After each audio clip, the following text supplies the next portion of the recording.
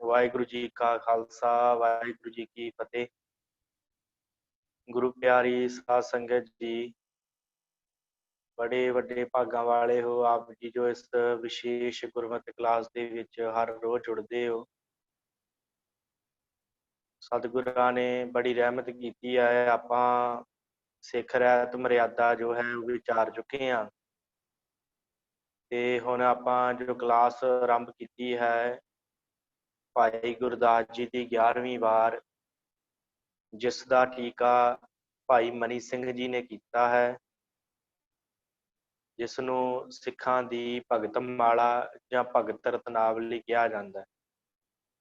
ਉਹਦੇ बारे आपां गलबात कर रहे हैं ते ਇਹਦੇ इस वार ਦੇ आरंभ ਦੇ ਵਿੱਚ ਜਿਹੜੀਆਂ 13 ਪੌੜੀਆਂ ਹਨ, ਉਹਨਾਂ ਦੇ ਵਿੱਚ ਇੱਕ ਸਿੱਖ ਦੇ ਜੀਵਨ ਦੇ ਬਾਰੇ ਲਿਖਿਆ ਕਿ ਸਿੱਖ ਦਾ ਜੀਵਨ ਕਿਵੇਂ ਦਾ ਹੋਣਾ ਚਾਹੀਦਾ ਹੈ, ਕਿਵੇਂ ਉਹਨੇ ਆਪਣੇ ਗੁਰੂ ਨੂੰ ਪ੍ਰਾਪਤ ਕਰਨਾ ਹੈ ਤੇ ਗੁਰੂ ਦੀਆਂ ਕਿਹੜੀਆਂ-ਕਿਹੜੀਆਂ ਗੱਲਾਂ ਨੂੰ ਆਪਣੇ ਜੀਵਨ ਦੇ ਵਿੱਚ ਧਾਰਨ ਕਰਨਾ ਹੈ। फिर उस तो बाद उन्हां सिखां दे नाम आउणे आरंभ हुंदे आ जिन्हां सिखां ने सिक्खी कमाई ते अपने जीवन नूं गुरु आछे अनुसार जिहड़ा है जीविया। सो आपां उस 11वीं वार नूं भाई गुरदास जी दी 11वीं वार नूं जिहड़ा है उहनूं विचारन दा यतन कर रहे हैं। सो आप समूह संगत दा बहुत बहुत धन्नवाद।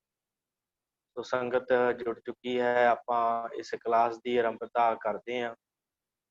साध संगत जी, कल आपां जो सी पहली पौड़ी इस वार की वो आपां विचारी है ते अज आपां जिहड़ी दूसरी पौड़ी है वो विचारनी है। मैं आप जी की स्क्रीन के उपर वो जो पौड़ी है उन्होंने शो कर देवां ताकि आप जी नूं जिहड़े अर्थ ते मूल पाठ जो है पढ़ना सौखा हो जाए। वाहिगुरू। सो आप जी की स्क्रीन पर ये पूरी पौड़ी है जिहदी आपां अज विचार करनी है। एक बारी आपां मूल पाठ जिहड़ा पढ़ लईए, फिर उस तो बाद आपां विचार की आरंभता करते हैं। इकत नुकते होए जाए, महरम मुजरम खैर खुआरी, मस्तानी विच मसलती, गैर महल जाना मन मारी, गल ना बाहर निकलै हुक्मी बंदे कार करारी, गुरमुख सुख फल पिरम रस, देह विदेह वड्डे विचारी, गुरमूरत गुर शब्द सुन, साध संगत आसन निरंकारी, आद पुरख आदेश कर, अमृत वेला शब्द आहारी, अवगत गत अगाध बोध, अकथ कथा असगाह अपारी, सहन अवटन परोपकारी। सो ये जिहड़ी पौड़ी है ये दूसरे नंबर ते है ते गुरमुख दी जिहड़ी है सुरत जे वो अकाल पुरख नाल जे गुरु नाल जुड़ जावे ते वो उस सुरत दे नाल जिहड़ा इहदा भेद जरे, सुरत दा भाव अपनी सुरत नूं टका के रखे, फिर दोबारा विकारां वल ना जावे। इस सारे जिहड़ा शब्द है, सारी पौड़ी है, इहदा जो मेन भाव है वो ये है कि अपना जीवन परोपकारी जीवे, पर किसी तरह भी अपने आप नूं जनाउण दी कोशिश ना करे कि मेरी बड़ी सूरत पहुंची हुई है, मैं बहुत बाणी पढ़दा, बड़ा सिमरन करदा, इस तरह करके जां अपने ज्ञान दीयां गल्लां जिहड़ियां अकाल पुरख वल्लों बख्शिश होईयां हन उन्हां नूं जर ना करे, उन्हां नूं अपने मन दे विच जर लवे, बाहर गल ना कढे, ऐसा गुरमुख होना चाहिए। सो आपां इस जो आप जी की स्क्रीन ते आ रही है पौड़ी, इनू आपां विचारन दा यतन करना है। भाई मनी सिंह जी इहदे बारे की कहिंदे आ, सब तो पहलां आपां वो विचारांगे, फिर उस तो बाद भाई साहब भाई वीर सिंह उन्हां ने जिहड़ा टीका कीता है ना इसे ही वार दा, फिर आपां वो कल्ले कल्ले शब्द दे अर्थ क्योंकि आपां नूं फिर पता लग जाणगे, क्योंकि जो भाई मनी सिंह जी ने अर्थ कीते हैं उन्होंने समुचे अर्थ कीते हैं। ਤੇ ਜੋ ਅਰਥ ਭਾਈ ਵੀਰ ਸਿੰਘ ਉਹਨਾਂ ਕੀਤੇ, ਉਹਨਾਂ ਕੱਲੀ ਕੱਲੀ ਪੰਕਤੀ ਦੇ ਅਰਥ ਕੀਤੇ ਆ। ਫਿਰ ਕਿਉਂਕਿ ਆਪਾਂ ਨੂੰ ਹੋਰ ਜਿਹੜਾ ਆ ਚੰਗੀ ਤਰ੍ਹਾਂ ਇਹ ਗੱਲਾਂ ਕਲੀਅਰ ਹੋ ਜਾਣ, ਚੰਗੀ ਤਰ੍ਹਾਂ ਪਤਾ ਲੱਗ ਜਾਵੇ ਕਿ ਅਸਲ ਦੇ ਵਿੱਚ ਭਾਈ ਗੁਰਦਾਸ ਜੀ ਕਹਿਣਾ ਕੀ ਚਾਹੁੰਦੇ। ਤਾਂ ਸਭ ਤੋਂ ਪਹਿਲਾਂ ਆਪਾਂ ਜਿਹੜਾ ਹੈ ਭਾਈ ਮਨੀ ਸਿੰਘ ਜੀ ਦੀ ਜੋ ਵਿਚਾਰਧਾਰਾ ਹੈ, ਜੋ ਭਾਈ ਮਨੀ ਸਿੰਘ ਜੀ ਨੇ ਲਿਖਿਆ ਹੈ, ਉਹ ਵਿਚਾਰਦੇ ਹਾਂ। ਭਾਈ ਮਨੀ ਸਿੰਘ ਜੀ ਕਹਿੰਦੇ, ਇਕਤ ਨੁਕਤੇ ਹੋਏ ਜਾਏ ਮਹਿਰ ਮੁਜਰਮ ਖੈਰ ਖੁਆਰੀ। ਕਹਿੰਦੇ ਕਿ ਜਿਹੜਾ ਗੁਰੂ ਦਾ ਸਿੱਖ ਹੈ ਨਾ, ਗੁਰੂ ਪਾਸੋਂ ਸ਼ਬਦ ਸੁਣਦਾ,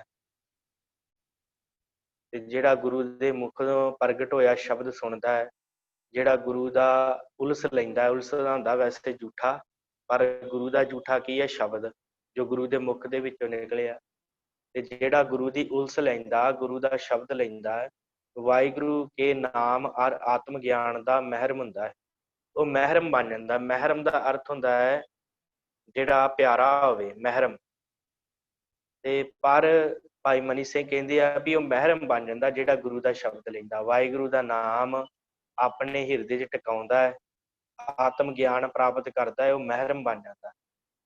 ਪਰ ਕਹਿੰਦੇ ਜੇ ਗਿਆਨ ਨੂੰ ਪ੍ਰਾਪਤ ਕਰਕੇ ਜੇ ਹਉਮੈ ਦਾ ਨੁਕਤਾ ਉਸ ਨੂੰ ਲੱਗ ਜਾਂਦਾ ਹੈ, ਤਾਂ ਆਪ ਨੂੰ ਗਿਆਨੀ ਜਾਣ ਕੇ ਗੁਰਮੁਖਾਂ ਦੀਆਂ ਕਰਨੀਆਂ ਨਹੀਂ ਕਰਦਾ, ਤੇ ਹੋਰਨਾਂ ਸਿਆਣਪਾਂ ਸਿਖਾਈ ਕੇ ਉਪਦੇਸ਼ ਕਰਦਾ ਹੈ, ਸੋ ਮੁਜਰਮ ਹੁੰਦਾ ਹੈ। ਪਰ ਕਹਿੰਦੇ ਜੇ ਗੁਰੂ ਪਾਸੋਂ ਉਹ ਲੈ ਲਵੇ ਗਿਆਨ, ਉਹਨਾਂ ਇੱਥੇ ਗੱਲ ਰੁਕਣੀ ਥੋੜੀ ਜੀ, ਮੁਹਰਮ ਤੇ ਮੁਜਰਮ ਦੀ ਗੱਲ ਕੀਤੀ ਆ।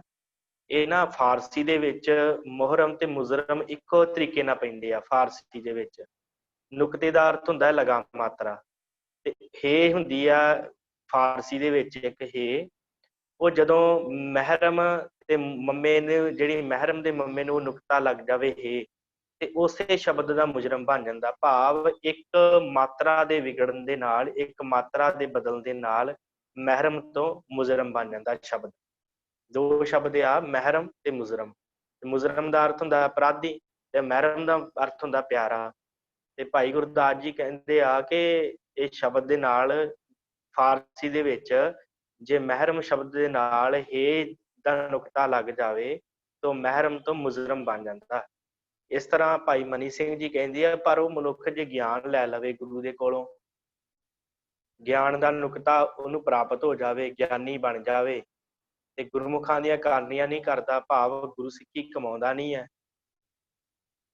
ਗੁਰੂ ਦੇ ਕੋਲੋਂ ਗਿਆਨ ਪ੍ਰਾਪਤ ਕਰਕੇ ਗੁਰਸਿੱਖੀ ਨਾ ਕਮਾਵੇ, ਤੇ ਫਿਰ ਉਹ ਆਪ ਹੋਰਨਾਂ ਨੂੰ ਉਪਦੇਸ਼ ਦਿੰਦਾ ਫਿਰੇ, ਦੂਸਰਿਆਂ ਨੂੰ ਸਿਖਾਉਂਦਾ ਫਿਰੇ, ਤੇ ਫਿਰ ਉਹ ਕਹਿੰਦੇ ਮੁਜਰਮ ਬਣ ਜਾਂਦਾ। ਮਹਿਰਮ ਤੋਂ, ਗੁਰੂ ਦੇ ਪਿਆਰੇ ਤੋਂ ਮੁਜਰਮ ਬਣ ਜਾਂਦਾ। ਭਾਵ ਗੁਰੂ ਤੋਂ ਗਿਆਨ ਲੈ ਕੇ, ਸ਼ਬਦ ਲੈ ਕੇ, ਇੰਨਾ ਕੁਝ ਲੈ ਕੇ, ਤੇ ਫਿਰ ਉਹ ਆਪ ਜਿਹੜਾ ਹੈ ਉਹਨੂੰ ਕਮਾਵੇ ਨਾ, ਤੇ ਦੂਸਰਿਆਂ ਨੂੰ ਕਹੀ ਜਾਵੇ ਕਿ ਕਮਾਓ, ਦੂਸਰਿਆਂ ਨੂੰ ਕਹੇ ਕਿ ਅੰਮ੍ਰਿਤ ਵੇਲੇ ਉਠੋ, ਬਾਣੀ ਪੜ੍ਹੋ, ਸਿਮਰਨ ਕਰੋ, ਆਪ ਕੁਝ ਕਰੇ ਨਾ। ਤੇ ਕਹਿੰਦੇ ਫਿਰ ਉਹ ਮਹਿਰਮ ਤੋਂ ਮੁਜਰਮ ਬਣ ਜਾਂਦਾ। ਫਿਰ ਉਹ ਗੁਰੂ ਦੇ ਪਿਆਰੇ ਤੋਂ ਗੁਰੂ ਦਾ ਅਪਰਾਧੀ ਬਣ ਜਾਂਦਾ ਜਿਹੜਾ ਮਨੁੱਖ ਇਸ ਤਰ੍ਹਾਂ ਕਰਦਾ। ਮੁਜਰਮ ਕਹੀਏ ਪਾਪੀ ਹੁੰਦਾ ਹੈ, ਉਹ ਮਨੁੱਖ ਫਿਰ ਪਾਪੀ ਬਣ ਜਾਂਦਾ ਹੈ।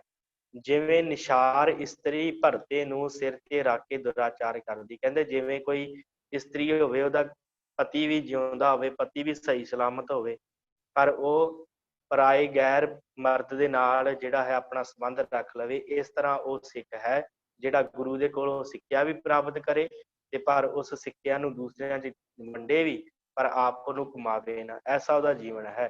ਤੇ ਐਵੇਂ ਉਹ ਗਿਆਨ ਨੂੰ ਸਿੱਖ ਕੇ ਵਿਸ਼ੇ ਭੋਗਦਾ ਹੈ। ਇਸ ਤਰ੍ਹਾਂ ਜਿਹੜਾ ਕੋਰਾ ਗਿਆਨ ਹੁੰਦਾ ਨਾ, ਕੋਰਾ ਗਿਆਨ ਜਿਹੜਾ ਸਿਰਫ ਗਿਆਨ ਹੁੰਦਾ ਹੈ, ਜਿਹਦੇ ਵਿੱਚ ਨਾਮ ਨਹੀਂ ਹੁੰਦਾ, ਸਿਮਰਨ ਨਹੀਂ ਹੁੰਦਾ, ਉਹ ਫਿਰ ਕੋਰਾ ਗਿਆਨ ਜਿਹੜਾ ਹੈ ਉਹ ਮਨੁੱਖ ਸਿੱਖ ਕੇ, ਗੁਰੂ ਦਾ ਸਿੱਖ ਉਹ ਸਿੱਖ ਕੇ ਫਿਰ ਉਹਦੇ ਨਾਲ ਵੀ ਭੋਗਦਾ ਹੈ, ਵਿਸ਼ੇ ਵਿਕਾਰ ਭੋਗਦਾ ਰਹਿੰਦਾ ਹੈ। ਗਿਆਨ ਦੀ ਪ੍ਰਾਪਤੀ ਹੋ ਗਈ, ਗੁਰੂ ਨੇ ਦੱਸ ਦਿੱਤਾ ਬਾਣੀ ਪੜ੍ਹਨੀ ਹੈ, ਸਿਮਰਨ ਕਰਨਾ ਹੈ, ਤੇ ਦੂਸਰਿਆਂ ਨੂੰ ਕਹਿਣ ਲੱਗ ਪਿਆ ਬਾਣੀ ਪੜ੍ਹਨੀ ਹੈ, ਸਿਮਰਨ ਕਰਨਾ ਹੈ। ਆਪਣੇ ਮਨ ਦੇ ਉੱਤੇ ਕੋਈ ਕਿਸੇ ਤਰ੍ਹਾਂ ਦੀ ਕੋਈ ਰੋਕ ਟੋਕ ਨਹੀਂ, ਵਿਕਾਰ, ਪੰਜ ਵਿਕਾਰ ਆਪ ਕਮਾਉਂਦਾ, ਤੇ ਉਹਨਾਂ ਪੰਜਾਂ ਵਿਕਾਰਾਂ ਦੇ ਵਿੱਚ, ਵਿਸ਼ਿਆਂ ਵਿਕਾਰਾਂ ਵਿੱਚ ਲੱਗਾ ਹੈ, ਤੇ ਦੂਸਰਿਆਂ ਨੂੰ ਉਪਦੇਸ਼ ਦਿੰਦਾ ਫਿਰਦਾ। ਤੇ ਭਾਈ ਗੁਰਦਾਸ ਜੀ ਕਹਿੰਦੇ ਆ, ਭਾਈ ਮਨੀ ਸਿੰਘ ਜੀ ਕਹਿੰਦੇ ਆ, ਉਹ ਫਿਰ ਜਿਹੜਾ ਸਿੱਖਿਆ ਨਾ, ਉਹ ਵਿਸ਼ੇ ਵਿਕਾਰ ਭੋਗਦਾ ਗਿਆਨ ਲੈ ਕੇ ਵੀ। ਤਾਂ ਸ਼ਬਦ ਗੁਰੂ ਕਾ ਤਾਂ ਹਉਮੈ ਰੋਗ ਥੀ, ਸੁਖ ਕਰਕੇ ਛਡਾਉਣ ਵਾਲਾ ਹੈ ਸੀ। ਜਿਹੜਾ ਗੁਰੂ ਦਾ ਸ਼ਬਦ ਹੈ ਉਹ ਐਸਾ ਹੈ ਕਿ ਜਿਹੜਾ ਹਉਮੈ ਦਾ ਰੋਗ ਹੁੰਦਾ ਹੈ ਉਹਨੂੰ ਖਤਮ ਕਰਕੇ ਸੁੱਖ ਦੇਣ ਵਾਲਾ ਹੈ। ਸਗੋਂ ਉਸ ਨੂੰ ਖੁਆਰੀ ਹੁੰਦੀ ਹੈ, ਪਰ ਇਹਨੂੰ ਫਿਰ ਦੁਬਾਰੇ ਖੁਆਰੀ ਹੁੰਦੀ ਹੈ। ਪਰ ਗੁਰੂ ਦਾ ਕਹਿੰਦੇ ਜਿਹੜਾ ਸ਼ਬਦ ਹੈ ਨਾ, ਉਹ ਮਨੁੱਖ ਨੂੰ ਸੁੱਖ ਦਿੰਦਾ ਹੈ। ਸ਼ਬਦ ਜਿਹੜਾ ਕਮਾਉਂਦਾ ਹੈ ਉਹ ਮਨੁੱਖ ਦੀ ਸਿੱਖ ਦੀ ਹਉਮੈ ਖਤਮ ਕਰਦਾ ਹੈ, ਗੁਰੂ ਦਾ ਸ਼ਬਦ। ਪਰ ਜਿਹੜਾ ਗੁਰੂ ਦਾ ਸ਼ਬਦ ਕਮਾਉਂਦਾ ਨਹੀਂ ਹੈ, ਗੁਰੂ ਕੋਲੋਂ ਸ਼ਬਦ ਲੈ ਕੇ ਤੇ ਤਿਆਰ ਬਰ ਤਿਆਰ ਹੋ ਕੇ ਆਪਣੇ ਆਪ ਨੂੰ ਬਾਹਰੋਂ ਸਿੱਖ ਸਦਾ ਕੇ ਤੇ ਆਪਣੇ ਆਪ ਨੂੰ ਜਿਹੜਾ ਹੈ ਉਹ ਤਿਆਰ ਬਰ ਤਿਆਰ ਹੋ ਕੇ ਕਿ ਮੈਂ ਬੜਾ ਵੱਡਾ ਗੁਰੂ ਦਾ ਸਿੱਖ ਹਾਂ, ਪਰ ਅੰਦਰੋਂ ਵਿਕਾਰਾਂ ਨੂੰ ਨਾ ਮਾਰ ਸਕੇ, ਉਹ ਕਹਿੰਦੇ ਕਿ ਉਹਨੂੰ ਫਿਰ ਖੁਆਰੀ ਹੁੰਦੀ ਹੈ ਤੇ ਦੇਖੋ ਗੁਰੂ ਦਾ ਸ਼ਬਦ ਮੁਕਤ ਕਰਨ ਵਾਲਾ ਮਹਿਰਮ ਹੈ, ਪਿਆਰਾ ਹੈ। ਪਰ ਜੇ ਕੋਈ ਸਿੱਖ ਨਹੀਂ ਕਮਾਉਂਦਾ, ਬਾਹਰੋਂ ਸਿੱਖ ਬਣਦਾ, ਢੋਂਗ ਕਰਦਾ, ਅੰਦਰੋਂ ਸਿੱਖ ਨਹੀਂ ਹੈ, ਉਹ ਫਿਰ ਮੁਜਰਮ ਬਣ ਜਾਂਦਾ। ਜਿਵੇਂ ਇੱਕ ਨੁਕਤਾ ਲੱਗਣ ਦੇ ਨਾਲ ਮਹਿਰਮ ਤੋਂ ਮੁਜਰਮ ਬਣ ਜਾਂਦਾ ਹੈ, ਇਸੇ ਤਰ੍ਹਾਂ ਹੰਕਾਰ ਦਾ ਨੁਕਤਾ ਲੱਗਣ ਨਾਲ ਜਿਹੜਾ ਹੈ ਸਿੱਖ ਮਹਿਰਮ ਤੋਂ ਮੁਜਰਮ ਬਣ ਜਾਂਦਾ ਹੈ ਗੁਰੂ ਦਾ। ਸੋ ਇਸ ਤਰ੍ਹਾਂ ਭਾਈ ਗੁਰਦਾਸ ਭਾਈ ਮਨੀ ਸਿੰਘ ਜੀ ਕਹਿ ਰਹੇ ਆ ਕਿ ਹੈ ਤੇ ਗੁਰੂ ਦਾ ਸ਼ਬਦ ਛਡਾਉਣ ਵਾਲਾ ਹਰ ਪਾਸੇ ਤੋਂ, ਪਰ ਜਿਹੜਾ ਮਨੁੱਖ ਇਸ ਤਰ੍ਹਾਂ ਕਰਦਾ ਹੈ ਨਾ, ਉਹ ਫਿਰ ਖੁਆਰ ਹੁੰਦਾ। ਜਿਵੇਂ ਕਹਿੰਦੇ ਜਿਉਂ ਅੰਨਾ ਖੂਹ ਵਿੱਚ ਪਵੇਗਾ ਤਾਂ ਉਸ ਨੂੰ ਕੋਈ ਨਹੀਂ ਕੁਛ ਆਖਦਾ। ਜੇ ਕੋਈ ਅੰਨਾ ਬੰਦਾ ਹੋਵੇ, ਉਹ ਖੂਹ ਵੱਲ ਨੂੰ ਤੁਰਿਆ ਜਾਵੇ ਤੇ ਖੂਹ ਦੇ ਵਿੱਚ ਡਿੱਗ ਜਾਵੇ ਤੇ ਉਹਨੇ ਲੋਕਾਂ ਨੇ ਤੇ ਇਹੀ ਕਹਿਣਾ ਅੰਨਾ ਸੀ, ਇਹਨੂੰ ਪਤਾ ਨਹੀਂ ਲੱਗਾ, ਤਾਂ ਉਸ ਨੂੰ ਕੋਈ ਭੰਡੀ ਨਹੀਂ ਹੁੰਦੀ, ਕੋਈ ਇਹਨੂੰ ਭੰਡਦਾ ਨਹੀਂ, ਕਹਿੰਦੇ ਚੱਲ ਅੰਨਾ ਸੀ ਫੇਕ ਹੀ ਡਿੱਗ ਪਿਆ। ਪਰ ਕਹਿੰਦੇ ਵੀ ਜੇ ਕੋਈ ਮਨੁੱਖ ਹੋਵੇ, ਪਰ ਜੇ ਸੁਜਾਖਾ ਹੱਥ ਵਿੱਚ ਦੀਪਕ ਲੈ ਕੇ ਖੂਹ ਵਿੱਚ ਪਾਉਂਦਾ ਹੈ, ਪਰ ਜੇ ਕੋਈ ਸੁਜਾਖਾ ਬੰਦਾ ਹੋਵੇ, ਉਹਦੇ ਹੱਥ ਵਿੱਚ ਗੁਰੂ ਦੇ ਸ਼ਬਦ ਦਾ ਗਿਆਨ ਹੋਵੇ, ਹੱਥ ਦੇ ਵਿੱਚ ਦੀਵਾ ਫੜਿਆ ਹੋਏ ਗੁਰੂ ਦੇ ਸ਼ਬਦ ਦੇ ਗਿਆਨ ਦਾ, ਤੇ ਉਹਨੇ ਹੱਥ ਵਿੱਚ ਦੀਵਾ ਵੀ ਫੜਿਆ ਹੋਵੇ ਸੁਜਾਖਾ ਗੁਰੂ ਦੇ ਸ਼ਬਦ ਦੁਆਰਾ, ਪਰ ਫਿਰ ਵੀ ਉਹ ਖੂਹ ਵਿੱਚ ਡਿੱਗ ਜਾਵੇ ਤੇ ਫਿਰ ਉਹਦੀ ਭੰਡੀ ਹੁੰਦੀ ਆ। ਫਿਰ ਸਾਰੇ ਕਹਿੰਦੇ ਕਿ ਚੰਗਾ ਗੁਰਸਿੱਖ ਆ ਭਾਈ, ਇਹ ਤੇ ਵਿਕਾਰ ਕਮਾਉਂਦਾ ਫਿਰਦਾ, ਇਹ ਤੇ ਵਿਕਾਰ ਭੋਗਦਾ ਫਿਰਦਾ, ਇਹ ਤੇ ਬਾਣੀ ਨਹੀਂ ਪੜ੍ਹਦਾ। ਫਿਰ ਇਸ ਤਰ੍ਹਾਂ ਹੁੰਦੀ ਹੈ ਨਾ, ਫਿਰ ਉਹਦੀ ਭੰਡੀ ਹੁੰਦੀ ਹੈ। ਭਾਵ ਜੇ ਕੋਈ ਅੰਨਾ ਖੂਹ 'ਚ ਡਿੱਗ ਪਵੇ ਕੋਈ ਕੁਛ ਨਹੀਂ ਕਹਿੰਦਾ, ਪਰ ਜੇ ਕੋਈ ਸੁਜਾਖਾ ਹੋਵੇ ਜਿਹਦੇ ਕੋਲ ਗੁਰੂ ਨੇ ਗਿਆਨ ਦਿੱਤਾ ਹੋਵੇ, ਉਹ ਗੁਰੂ ਦਾ ਗਿਆਨ ਲੈ ਕੇ ਵਿਕਾਰ ਕਮਾਵੇ, ਉਹ ਗੁਰੂ ਦਾ ਗਿਆਨ ਲੈ ਕੇ ਵੀ ਪੁੱਠੇ ਪਾਸੇ ਤੁਰਿਆ ਫਿਰੇ, ਉਹਦੀ ਫਿਰ ਭੰਡੀ ਹੁੰਦੀ ਹੈ ਸੰਸਾਰ। ਤੈਸੇ ਜੋ ਅਨਪੜ੍ਹਿਆ ਪਾਪ ਕਰਦਾ ਹੈ, ਉਸ ਨੂੰ ਭੰਡੀ ਨਹੀਂ ਹੁੰਦੀ। ਪਰ ਕਹਿੰਦੇ ਜੇ ਕੋਈ ਅਨਪੜ੍ਹਿਆ ਹੋਵੇ, ਜੇ ਕੋਈ ਅਨਪੜ੍ਹ ਪਾਪ ਕਰਦਾ ਹੈ, ਉਹਨੂੰ ਕੋਈ ਭੰਡੀ ਨਹੀਂ ਹੁੰਦੀ। ਜੇ ਪੜ੍ਹਿਆ ਹੋਇਆ ਪਾਪ ਕਰਦਾ ਹੈ ਤੇ ਉਸਨੂੰ ਸਾਰੇ ਜਗਤ ਦੀ ਭੰਡੀ ਹੁੰਦੀ ਹੈ। ਕਹਿੰਦੇ ਜੇ ਕੋਈ ਪੜ੍ਹਿਆ ਲਿਖਿਆ ਨਾ ਹੋਵੇ, ਉਹ ਕੋਈ ਐਸਾ ਕੰਮ ਕਰ ਦੇਵੇ, ਕੋਈ ਪਾਪ ਕਰਦੇ ਤੇ ਲੋਕੀ ਕਹਿਣਗੇ ਕਿ ਇਹ ਅਨਪੜ੍ਹ ਸੀ, ਇਹਨੂੰ ਤੇ ਪਤਾ ਨਹੀਂ ਸੀ। ਪਰ ਜੇ ਕੋਈ ਪੜ੍ਹਿਆ ਲਿਖਿਆ ਹੋਵੇ, ਉਹ ਕੋਈ ਇਹੋ ਜਿਹਾ ਕਾਰਜ ਕਰ ਦੇਵੇ ਤੇ ਸਾਰੇ ਲੋਕ ਭੰਡਦੇ ਆ ਵੀ ਤੈਨੂੰ ਅਕਲ ਨਹੀਂ ਸੀ, ਤੂੰ ਤੇ ਬੜਾ ਸਿਆਣਾ ਸੀ, ਤੂੰ ਤੇ ਬੜਾ ਪੜ੍ਹਿਆ ਲਿਖਿਆ ਸੀ। ਇਸ ਕਰਕੇ ਕਹਿੰਦੇ ਵੀ ਜੇ ਕੋਈ ਗੁਰੂ ਦਾ ਸ਼ਬਦ ਲੈ ਕੇ, ਗੁਰੂ ਦਾ ਸ਼ਬਦ ਵਿਚਾਰ ਕੇ ਵੀ ਇਸ ਪਾਸੇ ਨੂੰ ਜਾਂਦਾ ਹੈ ਨਾ, ਉਹ ਮਨੁੱਖ ਜਿਹੜਾ ਵਿਕਾਰੀ ਹੈ, ਉਹ ਮੁਜਰਮ ਹੈ, ਉਹ ਮਹਿਰਮ ਨਹੀਂ ਹੈ। ਤੇ ਵਾਹਿਗੁਰੂ ਦੇ ਦਰਬਾਰ ਵੀ ਮੋਹ ਨਹੀਂ ਦੇ ਸਕਦਾ। ਫਿਰ ਉਹ ਇੱਥੇ ਤੇ ਉਹਨੂੰ ਭੰਡੀ ਹੁੰਦੀ ਹੈ, ਫਿਰ ਅਕਾਲ ਪੁਰਖ ਦੇ ਦਰਬਾਰ ਦੇ ਵਿੱਚ ਵੀ ਉਹਦੀ ਬੜੀ ਭੰਡੀ ਹੁੰਦੀ ਆ, ਉੱਥੇ ਵੀ ਇਹਨੂੰ ਕੋਈ ਨੇੜੇ ਨਹੀਂ ਟਿਕਣ ਦਿੰਦਾ। ਜਿਹੜਾ ਇੱਥੇ ਵਿਕਾਰ ਕਮਾਉਂਦਾ ਹੈ, ਫਿਰ ਉੱਥੇ ਥੋੜੀ ਪਹੁੰਚੇਗਾ, ਸੱਚਖੰਡ ਥੋੜੀ ਪਹੁੰਚੇਗਾ। ਉਹ ਫਿਰ ਇਸੇ ਤਰ੍ਹਾਂ ਖੁਆਰ ਹੁੰਦਾ ਹੈ। ਗੁਰੂ ਕੇ ਸਿੱਖ ਗੁਰਮੁਖ ਗੁਰੂ ਕੇ ਸ਼ਬਦ ਦਾ ਅੰਮ੍ਰਿਤ ਪਿਆਲਾ ਪੀ ਕੇ ਸਰੀਰ ਦੇ ਰਸਾਂ ਵੱਲੋਂ ਮਸਤਾਨੇ ਹੁੰਦੇ ਹਨ। ਮਸਤਾਨੀ ਵਿੱਚ ਮਸਰਤੀ ਗੈਰ ਮਹਿਲ ਜਾਣਾ ਮਨ ਮਾਰੀ। ਦੂਸਰੀ ਪੰਕਤੀ ਦੇ ਅਰਥ ਆ ਗਏ ਹੁਣ। ਕਹਿੰਦੇ ਕਿ ਜਿਹੜਾ ਪਿਛਲੀ ਪੌੜੀ 'ਚ ਦੱਸਿਆ ਸੀ ਨਾ ਕਿ ਸਿੱਖ ਜਿਹੜੇ ਆ ਉਹ ਮਸਤਾਨੇ ਰਹਿੰਦੇ ਗੁਰੂ ਦੇ ਅੰਮ੍ਰਿਤ ਦਾ ਪਿਆਲਾ ਪੀ ਕੇ, ਤੇ ਇਸੇ ਤਰ੍ਹਾਂ ਕਹਿੰਦੇ ਵੀ ਜਿਹੜਾ ਗੁਰੂ ਦੇ ਸਿੱਖ ਆ, ਉਹ ਸ਼ਬਦ ਦਾ ਪਿਆਲਾ ਪੀ ਕੇ, ਨਾਮ ਦਾ ਪਿਆਲਾ ਪੀ ਕੇ, ਬਾਣੀ ਦਾ ਪਿਆਲਾ ਪੀ ਕੇ ਤੇ ਸਰੀਰ ਦੇ ਰਸਾਂ ਵੱਲੋਂ ਮਸਤਾਨੇ ਹੁੰਦੇ ਹਨ। ਉਹ ਸਰੀਰ ਦੇ ਰਸ ਨਹੀਂ ਭੋਗਦੇ, ਉਹ ਵਿਕਾਰਾਂ 'ਚ ਨਹੀਂ ਫਸਦੇ, ਉਹ ਉਹਨਾਂ ਵੱਲੋਂ ਮਸਤਾਨੇ ਹੁੰਦੇ ਹਨ। ਤੇ ਹੋਰ ਜਗਿਆਸੀ ਗੈਰ ਮਹਿਲ ਕਾ ਜੋ ਉਹਨਾਂ ਪਾਸ ਹੁੰਦਾ ਹੈ, ਤਾਂ ਆਪਣੇ ਮਨ ਦੀ ਹਉਮੈ ਤੇ ਸਿਆਣਪ ਮਾਰ ਕੇ ਜਾਂਦਾ ਹੈ। ਤੇ ਜੇ ਕੋਈ ਹੋਰ ਉਹਨਾਂ ਨੂੰ ਮਿਲਣ ਵਾਸਤੇ ਆਵੇ, ਜੇ ਕਿਸੇ ਹੋਰ ਗੈਰ ਮਹਿਲ ਦਾ ਭਾਵ ਕਿਸੇ ਹੋਰ ਧਰਮ ਦਾ ਕੋਈ ਹੋਰ ਮਨੁੱਖ ਉਹਨਾਂ ਦੇ ਕੋਲ ਆਣ ਕੇ ਬੈਠੇ, ਤੇ ਉਹ ਫਿਰ ਆਣ ਕੇ ਉਹਨਾਂ ਦੇ ਕੋਲ ਜਦੋਂ ਸ਼ਬਦ ਸੁਣਦਾ ਹੈ ਨਾ, ਜਦੋਂ ਉਹਨਾਂ ਦੀਆਂ ਗੱਲਾਂ ਸੁਣਦਾ ਹੈ, ਤੇ ਫਿਰ ਉਹਦਾ ਵੀ ਮਨ ਮਰ ਜਾਂਦਾ ਵਿਕਾਰਾਂ ਵੱਲੋਂ। ਗੈਰ ਮਹਿਲ ਜਾਣਾ ਮਨ ਮਾਰੀ, ਫਿਰ ਉਹਦਾ ਵੀ ਮਨ ਜਿਹੜਾ ਹੈ ਨਾ, ਗੈਰ ਮਹਿਲ ਜਿਹੜਾ ਹੁੰਦਾ ਦੂਸਰੇ ਧਰਮਾਂ ਨਾਲ ਜਾਂ ਦੂਸਰੇ ਕਿਸੇ ਵੀ ਫਿਰਕੇ ਨਾਲ ਸੰਬੰਧ ਰੱਖਣ ਵਾਲਾ, ਜਦੋਂ ਸ਼ਬਦ ਕਮਾਉਣ ਵਾਲੇ ਗੁਰੂ ਦੇ ਲਾਗੇ, ਗੁਰੂ ਦੇ ਸਿੱਖ ਦੇ ਲਾਗੇ ਆਉਂਦਾ ਹੈ ਨਾ, ਜਿਹਨੂੰ ਮਸਤੀ ਚੜੀ ਹੁੰਦੀ ਹੈ ਨਾਮ ਦੀ, ਜਿਹਨੂੰ ਬਾਣੀ ਦੀ ਮਸਤੀ ਚੜੀ ਹੁੰਦੀ ਹੈ, ਜਦੋਂ ਉਹਦੀਆਂ ਗੱਲਾਂ ਸੁਣਦਾ ਉਹਦਾ ਵੀ ਮਨ ਮਰ ਜਾਂਦਾ ਵਿਕਾਰਾਂ ਵਾਲੇ ਪਾਸੇ ਤੋਂ। ਤਾਂ ਉਹਨਾਂ ਦੇ ਵਚਨਾਂ ਨੂੰ ਹਿਰਦੇ ਵਿੱਚ ਧਾਰਦਾ ਹੈ। ਪਰ ਜਿਹੜਾ ਉਹਨਾਂ ਦੇ ਗਿਆਨ ਦਾ ਲਿਖਾਓ ਹੈ, ਮਨ ਵਿੱਚ ਧਾਰ ਕੇ ਸਿੱਖਾਂ ਦੀ ਟਹਿਲ ਕਰਾਰਾ ਹੋਏ ਕੇ ਕਰਾਉਂਦਾ ਹੈ। ਕਹਿੰਦੇ ਉਹਨਾਂ ਦੇ ਵਚਨਾਂ ਨੂੰ ਹਿਰਦੇ 'ਚ ਧਾਰਦਾ ਹੈ ਜਿਹੜਾ ਕੋਈ ਹੋਰ ਉਹਨਾਂ ਦੇ ਲਾਗੇ ਬੈਠਦਾ ਹੈ। ਪਰ ਜਿਹੜਾ ਉਹਨਾਂ ਦੇ ਗਿਆਨ ਦਾ ਲਿਖਾਓ ਹੈ, ਪਰ ਜਿਹੜਾ ਉਹਨਾਂ ਦੇ ਗਿਆਨ, ਜਿਹੜਾ ਉਹਨਾਂ ਦੇ ਮਨ ਦਾ ਗਿਆਨ ਹੈ, ਅੰਦਰਲਾ ਗਿਆਨ, ਅਧਿਆਤਮਿਕ ਗਿਆਨ ਦਾ ਜਿਹੜਾ ਲਿਖਾਓ ਹੈ, ਮਨ ਵਿੱਚ ਧਾਰ ਕੇ ਸਿੱਖਾਂ ਦੀ ਟਹਿਲ ਕਰਾਰਾ ਹੋਏ ਕੇ ਕਰਾਉਂਦਾ ਹੈ। ਉਹ ਆਪਣੇ ਮਨ 'ਚ ਧਾਰ ਕੇ ਤੇ ਸਿੱਖਾਂ ਦੀ ਟਹਿਲ ਕਰਦਾ ਹੈ, ਭਾਵ ਉਹ ਮਸਤ ਹੁੰਦਾ ਹੈ। ਪਰ ਹੁੰਦਾ ਮਸਤ ਹੁੰਦਿਆਂ ਵੀ ਉਹ ਇਹ ਨਹੀਂ ਕਹਿੰਦਾ ਕਿ ਮੈਨੂੰ ਬੜਾ ਸ਼ਬਦ ਦਾ ਗਿਆਨ ਹੋ ਗਿਆ, ਮੇਰੀ ਸੁਰਤ ਜਿਹੜੀ ਸੱਚਖੰਡ ਪਹੁੰਚ ਗਈ, ਮੈਂ ਦਸਮ ਦੁਆਰ 'ਚ ਮੇਰਾ ਟਿਕਾਣਾ ਹੋ ਗਿਆ। ਪਰ ਉਹ ਫਿਰ ਵੀ ਸਿੱਖਾਂ ਦੀ ਟਹਿਲ ਕਮਾਉਣੀ ਨਹੀਂ ਛੱਡਦਾ, ਭਾਵ ਸੰਗਤ ਵਿੱਚ ਜਾ ਕੇ ਟਹਿਲ ਸੇਵਾ ਕਰਦਾ ਰਹਿੰਦਾ ਹੈ। ਦਿਨ ਦਿਨ ਉਸਦੀ ਸ਼ੁੱਧ ਬ੍ਰਿਤ ਵੱਧਦੀ ਜਾਂਦੀ ਹੈ, ਦਿਨੋਂ ਦਿਨ। ਫਿਰ ਉਹਦੇ ਨਾਲ ਕੀ ਹੁੰਦਾ ਹੈ, ਜਦੋਂ ਲੰਗਰ 'ਚ ਸੇਵਾ ਕਰਦਾ ਹੈ ਸਿੱਖ, ਬਾਣੀ ਪੜ੍ਹਦਾ ਹੈ, ਨਾਲ ਨਾਲ ਜਪਜੀ ਸਾਹਿਬ ਦਾ ਪਾਠ ਕਰਦਾ ਹੈ, ਨਾਲ ਝਾੜੂ ਪੋਚਾ ਕਰਦਾ ਹੈ ਗੁਰੂ ਦੇ ਦਰ ਤੇ, ਫਿਰ ਉਹਦੀ ਸੁਰਤ ਹੋਰ ਉੱਚੀ ਹੁੰਦੀ ਆ, ਹੋਰ ਉਹਦੀ ਸੁਰਤ ਸ਼ੁੱਧ ਹੁੰਦੀ ਆ। ਫਿਰ ਉਹਦੀ ਸੁਰਤ ਜਿਹੜੀ ਆ ਉਹ ਬ੍ਰਹਮ ਗਿਆਨ ਉਹਦੀ ਸੁਰਤ 'ਚ ਆ ਜਾਂਦਾ, ਟਿਕ ਜਾਂਦਾ ਹੈ ਇੱਕ ਜਗ੍ਹਾ ਦੇ ਉੱਤੇ। ਜਿਨ੍ਹਾਂ ਗੁਰਮੁਖਾਂ ਨੂੰ ਪ੍ਰੇਮ ਦਾ ਰਸ ਆਇਆ ਹੈ, ਸੋ ਦੇਹ ਦੇ ਰਸਾਂ ਵੱਲੋਂ ਅਣ ਰਸ ਹੋਏ ਹਨ। ਜਿਨ੍ਹਾਂ ਨੂੰ ਗੁਰੂ ਦੇ ਪ੍ਰੇਮ ਦਾ ਰਸ ਆ ਗਿਆ, ਜਿਨ੍ਹਾਂ ਨੂੰ ਗੁਰੂ ਦੇ ਪਿਆਰ ਦਾ ਰਸ ਆ ਗਿਆ, ਜਿਨ੍ਹਾਂ ਨੂੰ ਸ਼ਬਦ ਦਾ ਰਸ ਆ ਗਿਆ, ਉਹ ਮਨੁੱਖ ਜਿਹੜੇ ਦੇਹ ਦੇ ਰਸਾਂ ਵੱਲੋਂ ਅਣਰਸ ਹੋ ਜਾਂਦੇ ਆ। ਉਹ ਆਪਣੇ ਦੇਹ ਦੇ ਰਸ ਜਿਹੜੇ ਛੱਡ ਦਿੰਦੇ ਆ, ਉਹ ਸਾਰੇ ਤਰ੍ਹਾਂ ਦੇ ਦੇਹ ਦੇ ਰਸ ਛੱਡ ਦਿੰਦੇ ਆ। ਉਹ ਵਿਚਾਰਦੇ ਹਨ ਜੋ ਤੰਦੂਰ ਵਿੱਚ ਪ੍ਰਸਾਦੀਆਂ ਪਕਾਵਣੀਆਂ ਹਨ, ਭਾਵੇਂ ਚੰਨਣ ਦੀਆਂ ਲੱਕੜੀਆਂ ਬਾਲੀਆਂ, ਭਾਵੇਂ ਹੋਰ ਕਾਸੇ ਦੀਆਂ ਹੋਣ। ਹੁਣ ਕਹਿੰਦੇ ਆ ਕਿ ਜਿਹੜਾ ਸਿੱਖ ਆ ਨਾ, ਉਹ ਗੱਲ ਨਾ ਬਾਹਰ ਨਿਕਲੇ ਵੀ ਬੰਦੇ ਕਾਰ ਕਰਾਰੇ ਹੁਕਮ ਦੇ ਵਿੱਚ ਚੱਲਦਾ, ਸਿੱਖਾਂ ਦੀ ਟਹਿਲ ਸੇਵਾ ਕਰਦਾ ਹੈ ਤੇ ਆਪਣੀ ਸੁਰਤ ਦਾ ਲਿਖਾਓ ਨਹੀਂ ਕਰਦਾ ਕਿਸੇ ਨਾਲ ਕਿ ਮੇਰੀ ਸੁਰਤ ਕਿੰਨੀ ਉੱਚੀ ਹੋ ਗਈ ਆ, ਕਿਸੇ ਨਾਲ ਗੱਲ ਨਹੀਂ ਕਰਦਾ। ਪਰ ਸਾਰਿਆਂ ਨੂੰ ਇਹ ਕਹਿੰਦਾ ਕਿ ਤੁਸੀਂ ਵੀ ਬਾਣੀ ਪੜ੍ਹੋ, ਤੁਸੀਂ ਵੀ ਸਿਮਰਨ ਕਰੋ। ਤੇ ਫਿਰ ਉਹਦਾ ਜੀਵਨ ਕਿਸ ਤਰ੍ਹਾਂ ਦਾ ਹੁੰਦਾ, ਗੁਰਮੁਖ ਸੁਖ ਫਲ ਪਿਰਮ ਰਸ, ਦੇ ਬਦੇ ਵੱਡੇ ਵਿਚਾਰੀ। ਫਿਰ ਉਹਨੂੰ ਬੜਾ ਹੀ ਸੁੱਖ ਮਿਲਦਾ, ਗੁਰਮੁਖ ਸੁਖ ਫਲ ਪਿਰਮ ਰਸ। ਫਿਰ ਉਹਨੂੰ ਜਦੋਂ ਗੁਰੂ ਦੇ ਪ੍ਰੇਮ ਦਾ ਰਸ ਆ ਜਾਂਦਾ ਹੈ ਨਾ, ਫਿਰ ਉਹ ਇਹ ਨਹੀਂ ਦੇਖਦਾ ਕਿ ਜਿਹੜੀਆਂ ਰੋਟੀਆਂ ਹਨ ਉਹ ਚੰਦਨ ਦੀਆਂ ਲੱਕੜਾਂ ਤੇ ਬਣੀਆਂ ਕਿ ਜਾਂ ਦੂਜੀਆਂ ਲੱਕੜਾਂ ਤੇ ਬਣੀਆਂ। ਉਹ ਇਸ ਗੱਲ ਨੂੰ ਨਹੀਂ ਵਿਚਾਰਦਾ। ਉਹਨੂੰ ਦੇਹ ਬਦੇ ਵੱਡੇ ਵਿਚਾਰੀ, ਉਹ ਦੇਹ ਦੇ ਰਸਾਂ ਤੋਂ ਮੁਕਤ ਹੋ ਜਾਂਦਾ ਹੈ। ਬਦੇ ਦਾ ਅਰਥ ਮੁਕਤ ਹੋਣਾ। ਉਹ ਫਿਰ ਦੇਹ ਦੇ ਰਸਾਂ ਤੋਂ ਮੁਕਤ ਹੋ ਜਾਂਦਾ ਹੈ, ਭਾਵ ਉਹ ਜਿਸ ਤਰ੍ਹਾਂ ਦਾ ਪ੍ਰਸ਼ਾਦਾ ਪਾਣੀ ਉਹਨੂੰ ਮਿਲਦਾ ਹੈ ਉਸੇ ਤਰ੍ਹਾਂ ਛਕ ਕੇ ਸ਼ੁਕਰ ਕਰਦਾ ਹੈ। ਤੈਸੇ ਸਵਾਸਾਂ ਕਰਕੇ ਨਾਮ ਜਪਣਾ ਹੈ, ਭਾਵੇਂ ਕੜਾਹ ਖਾਂਜੇ ਤੇ ਭਾਵੇਂ ਰੁੱਖੀ ਪ੍ਰਸਾਦੀ। ਕਹਿੰਦੇ ਭਾਵੇਂ ਕੜਾਹ ਛਕੀ ਜਾਵੇ ਤੇ ਭਾਵੇਂ ਰੁੱਖੀਆਂ ਸੁੱਖੀਆਂ ਖਾਈ ਜਾਵੇ, ਪਰ ਸਵਾਸਾਂ ਦੇ ਨਾਲ ਉਹ ਨਾਮ ਜਪਣਾ ਨਹੀਂ ਛੱਡਦਾ।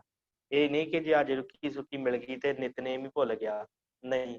ਉਹ ਸਿੱਖ ਜਿਹੜਾ ਹੈ ਪ੍ਰਸ਼ਾਦ ਪਾਣੀ ਵੀ ਛਕਦਾ ਹੈ ਤੇ ਨਾਲ ਰੁੱਖੀਆਂ ਸੁੱਖੀਆਂ ਵੀ ਖਾਂਦਾ ਹੈ, ਤੇ ਨਾਲ ਉਹ ਸਿੱਖ ਜਿਹੜਾ ਹੈ ਉਹ ਸਿਮਰਨ ਨਹੀਂ ਛੱਡਦਾ, ਭਾਵੇਂ ਉਹਨੂੰ ਰੁੱਖੀਆਂ ਸੁੱਖੀਆਂ ਮਿਲ ਜਾਣ ਤੇ ਭਾਵੇਂ ਉਹਨੂੰ ਪ੍ਰਸਾਦ ਦਾ ਜਿਹੜਾ ਹੈ ਚੰਗਾ ਮਿਲ ਜਾਵੇ, ਭਾਵੇਂ ਘਿਓ ਪਾ ਕੇ ਸਬਜ਼ੀ ਰੋਟੀ ਮਿਲ ਜਾਵੇ, ਪਰ ਉਹ ਗੁਰੂ ਦਾ ਸ਼ਬਦ ਨਹੀਂ ਛੱਡਦਾ, ਬਾਣੀ ਨਹੀਂ ਛੱਡਦਾ, ਨਿਤਨੇਮ ਨਹੀਂ ਛੱਡਦਾ।